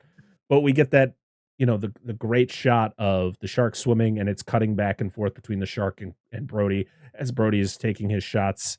And then we get the final, smile, you son of a, and as he says it, he just shoots it, tank blows up, and we get that awesome shot of the shark carcass kind of sinking, which is pretty much identical to how Duel ends. And we talked about it in our Duel episode. When the truck drives over the cliff, the sound of the truck as it goes over the cliff is the same sound that the shark makes when it's sinking to the bottom. Oh, and that's it's cool. And it's got the same, how like the shark fin like kind of cuts through the fog, like it cuts through the blood. Yeah. The Duel does the same thing where the truck, the back of the truck does that through like like all the dust. So Spielberg's like, yeah, I made both movies. I can copy my own movie. And I love this full circle moment though for Brody, you know, based on what we saw of him at the beginning of this trip and then seeing how badass he is at the end where he's just done with this shit. He's fucking ecstatic. He kills the shark. And then fucking Hooper just shows up again. He's like, oh, hey, I'm still in this movie, guys. I'm still here. And they paddle their way back to shore on the last barrel of the boat, which, to be honest, I never realized that it's the final barrel that wasn't used. Which is then a planter in Jaws 2. Sure is. Outside of Brody's front porch, he has the planter of the barrel. And like most monster movies, and we've talked, you know, we have a monster show where we talk about monster movies of all decades. Like most monster movies from the 50s, the monster dies, the movie ends. And that's exactly what happens in Jaws. Yep. The shark gets killed, the movie ends. You get the little bit of dialogue between Brody and Hooper, but it's pretty much the same thing. It literally shows the credit as they're swimming to shore, which I love that little detail. Yes. The credits playing and you see them slowly making it to the shore. You also have to imagine, like, A, they probably haven't eaten. They're drunk / hungover, dehydrated. Oh, yeah. And they have to kick all the way to shore. Yeah. I'm surprised they didn't dead. just die. Like, I'm not making that trip. I'm already dead. I probably would have just been like, you know what? I've had a good run. I'm tired. I'm hungover. I have no carbs. I'm just going to die out here. And they have to like kick through the meat carcass of the shark. And other sharks still in the ocean, by the way. True. Yeah. Other predators. The funny thing is that at this time, great whites weren't really prominent in this area, and now today, 50 years later, great whites are found all over Cape Cod. I think some have been spotted off of Martha's Vineyard. But imagine being a real great white just swimming around and they see this fucking big ass thing. Like, what the fuck? Holy shit. Dad? Yeah. Yeah, we have some off the shores of Nova Scotia recently, and even PEI in some of the western or eastern provinces. Like, there's a lot more being spotted. But it could also be that we, again, didn't track them or really study them back then. So there could have been a lot of them off the coast of Martha's Vineyard or off the coast of like PEI, but we didn't study them really or track them. So who knows? Like we have no idea. Again, no idea. Yeah, that now we do. Yes. I mean, it was unfortunate though that the fact that this movie spiked the amount of shark hunting that was going on. People thought sharks were bad, and it's like, it's a fucking movie, people. Stop getting your information from movies, people. Read a fucking book. Yes. Jesus. Yes. So, yeah, that is Jaws from 1975. It's time to go around the room and share our final thoughts on the movie. Does it still hold up 50 years later, Allie? Yes. It literally, okay. I always say, like, you know, I've ruined this movie for people because I talk about it way too much, but it's a movie that shouldn't have been perfect that is perfect. It's like you said in the beginning, it was over budget, it was over time, it had a 26-year-old director who had never done anything. The New York Times just released this really great article about how Jaws would never be made today because no one would invest money in it. We wouldn't give it to a 26-year-old. We're not getting Ari Aster to make Jaws today. You know, like, it's not going to happen. And it's just a perfect movie that really was set up for failure. And I love this movie so much because I love the way, not only that it's just a great movie, but it affected the way we live our lives. Like you said, there's no other movie that's ever been made that affects the way that people vacation. People didn't go to the beach. They still don't go because of this movie. And it not only changed the way people live their lives, it changed the movie industry. There was no such thing as a summer blockbuster before Jaws. Movies were released in one major city and then trickled down into lower cities.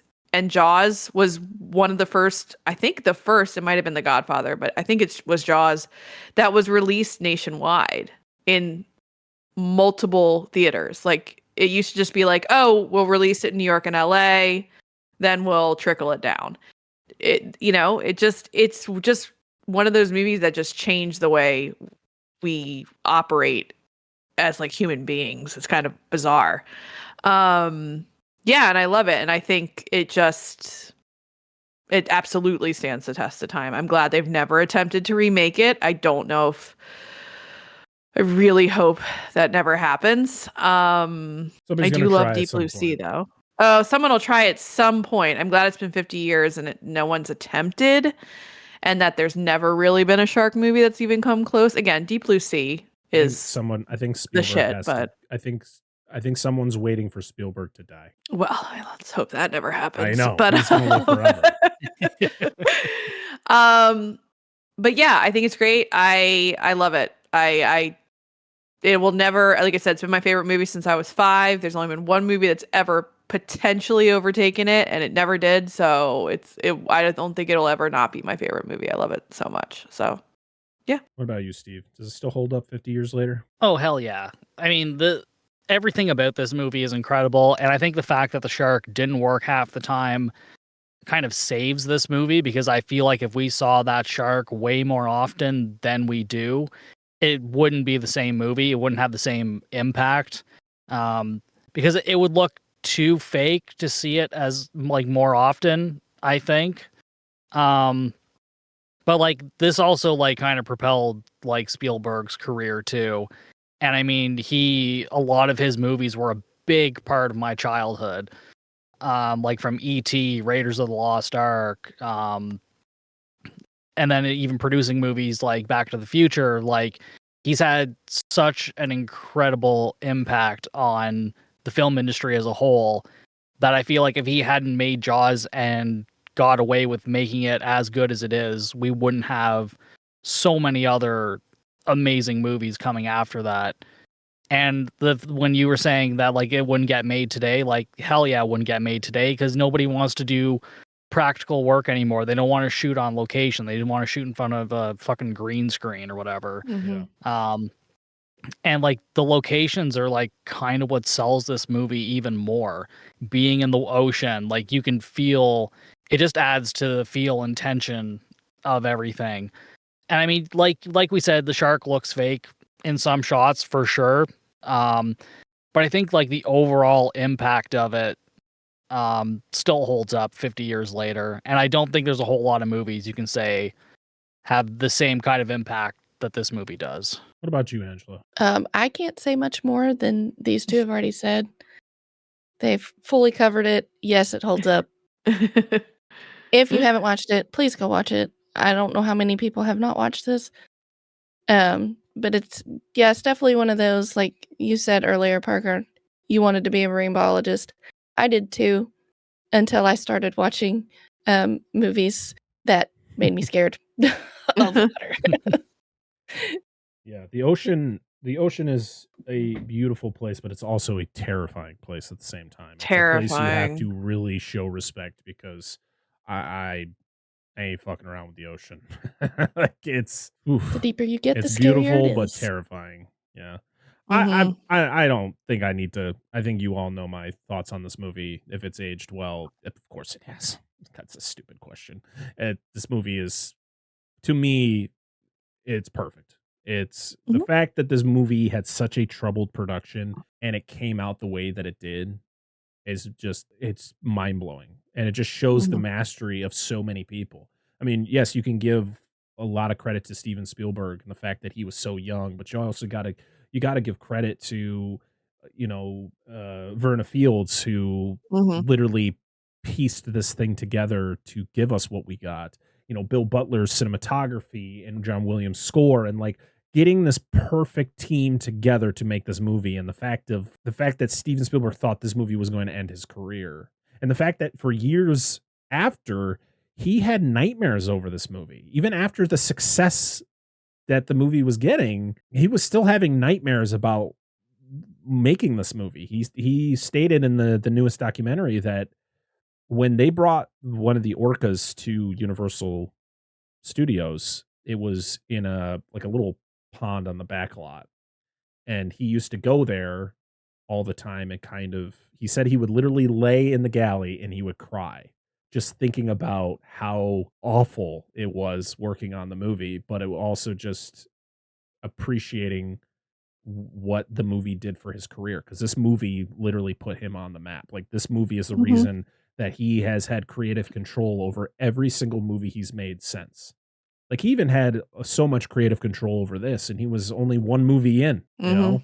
So it just shows the mastery of so many people and how even the worst productions can produce some of the best movies. And this movie for 50 years has not aged a day, in my opinion, other than the fact that it looks like it's from the 70s. And that's, what are you going to do? Yeah, can't help that.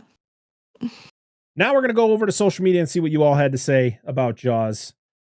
We got a couple. Over on Twitter, we got one from Newman from Movies for Days, or at Movies Days, who said, "My mom made it a point to show me many horror classics from the 70s, like The Exorcist, Alien, Halloween, and Jaws.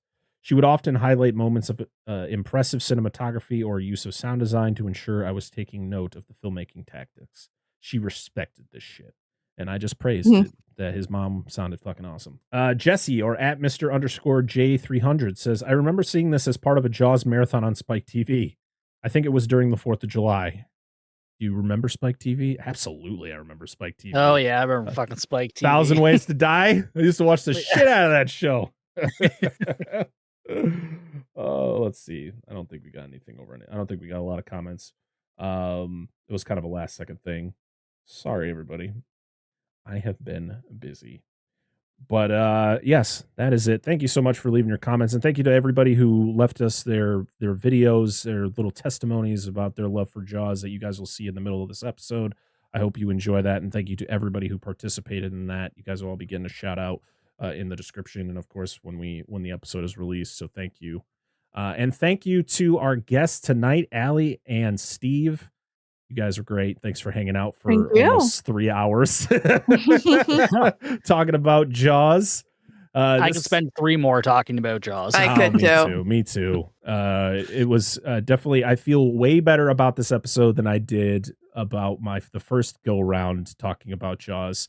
May not have been perfect, but you know what? I had a great time talking to some great people about this movie, and Dan was missing out, so poo on Dan. He'll be all right. Now it's time for you guys to talk about your shows. So we're going to start with Alli. Alli, what do you got going on over at Quad Pro Quo, and where can people find you? Well, we are at Quad Pro Quo Pod across Facebook, Twitter, Instagram, and Letterboxd. We have new episodes every Thursday, and our next episode comes out July 3rd. We're starting Summer Movie Month, and it is my pick of Summer School with Mark Harmon. Hello, yes, great movie. And then after that will be Matt's pick of Cape Fear, Tammy's pick of Troop Beverly Hills, and Guido's pick of Independence Day. We realized we probably should have swapped and made Guido's pick come out on July 3rd, but we weren't thinking that far ahead. But also, for anyone who lives in the, we'll say, tri-state area of Pennsylvania, New Jersey, Delaware, we'll throw in New York, Maryland, so a couple states, we are sponsoring at the Colonial Theater in Phoenixville, Pennsylvania, which is the greatest theater in the world. It's where they filmed the original Blob. We are sponsoring Jaws there at the end of the summer. So Labor Day weekend, they are showing Jaws at the Colonial. I think they're actually showing Jaws across the country on Labor Day weekend. But we are sponsoring it at the Colonial Theater all weekend, and we will be there Saturday. It's great fun. They show it. It's usually always sold out. It's very, like I said, kind of like a family. You get scared together. Everyone cheers when the shark blows up. They have fun drinks and almost like going to Rocky Horror, but not as annoying.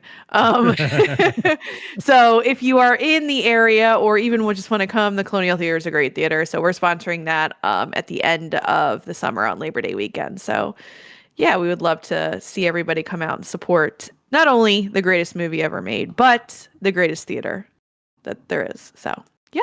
Very cool. Thank you so very much cool. for having me. Absolutely. I love Jaws.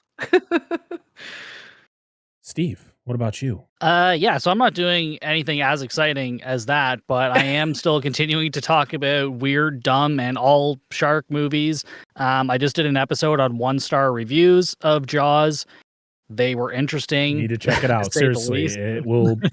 it'll make you laugh. Hilarious. It'll make you angry. It'll bring out so many emotions. And Steve did a great Yes, job at so holding it many all emotions. together.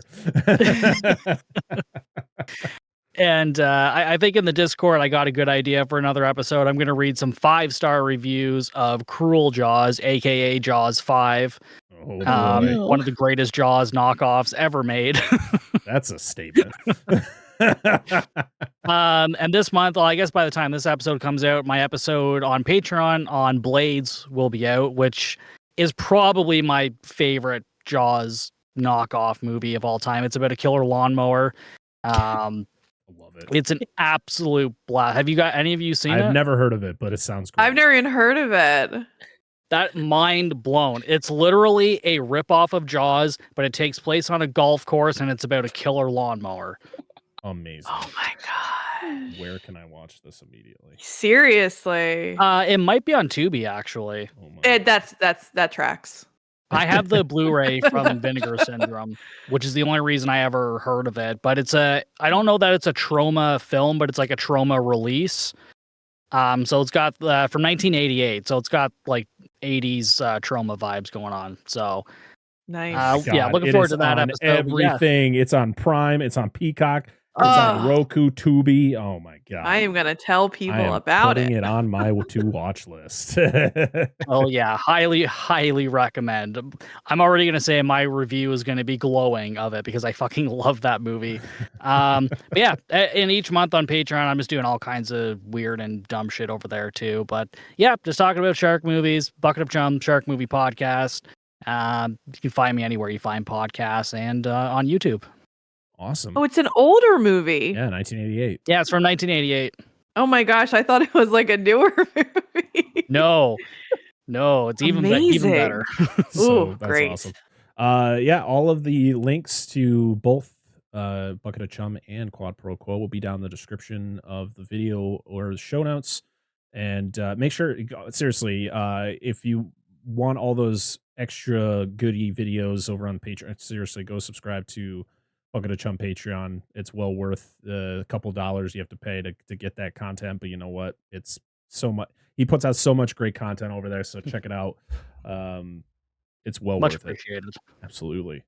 As for us, we next month we are participating in an event being held by our good friends over at Give Me Back My Action Horror Movies. They do what's called Month of Action, and we are participating in that event. But instead of just doing one movie, we are also going to be doing a month of action. The month of July will be starting, of course, with Jaws, as that will be released on July 4th. But after that, we are doing all action movies for the rest of July, starting with Angela's pick. We're going to be hanging out on a bus that can't go under the speed of 55 miles per hour as we talk about 1994's Speed. Yeah. Speed is key. Such a good pick. I'm so excited to talk about the whole month. I am so pumped for the 3 movies we're talking about for the rest of the month. So July is going to be a banger. I'm so excited about Month of Action. We have so many amazing shows participating. Steve is also participating in Month of Action. So check us out. Make sure to follow Give Me Back My Action Horror Movies. Make sure to follow Be Action over on Instagram. Nerd at the Movies, which is Anna, who is part of Baron Hideout, and Give Me Back My Action, because she's doing a lot of promos for it. So make sure to follow those accounts. It's going to be a blast. So that's what we're doing.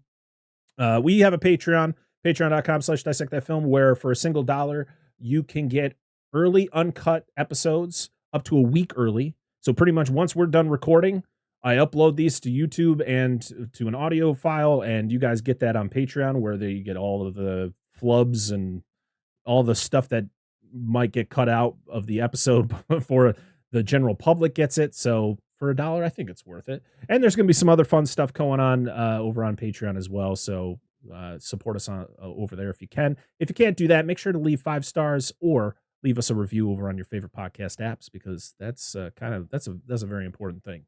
Because the more reviews we get, the more ears we go into, and we want more people to listen to the show. And I don't know. Follow us on social media.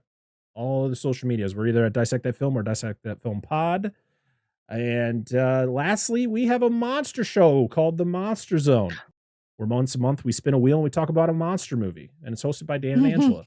This month, for the month of July, we are talking about, can't remember the year. I think it's 1950 something. We're talking about a movie called War God, which is interesting. I've never heard of it, so it should be a good time.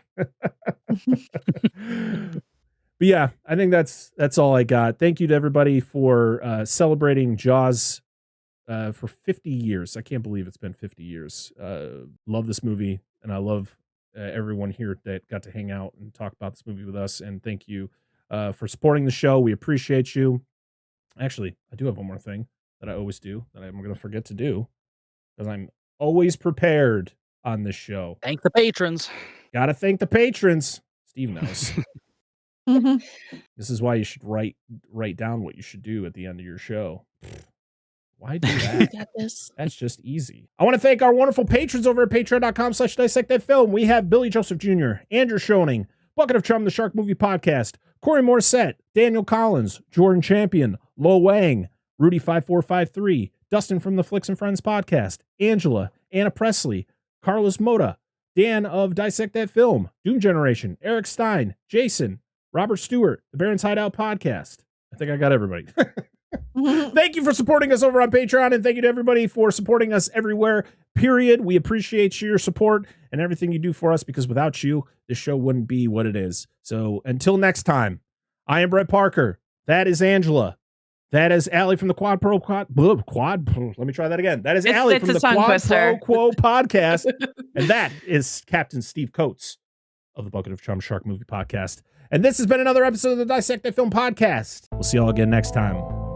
Let's drink to your leg. I'll drink to your leg. Show me the way to go home. I'm tired and I want to go to bed. I had a little... I do want to go to bed. Yes. Okay, goodbye, everybody.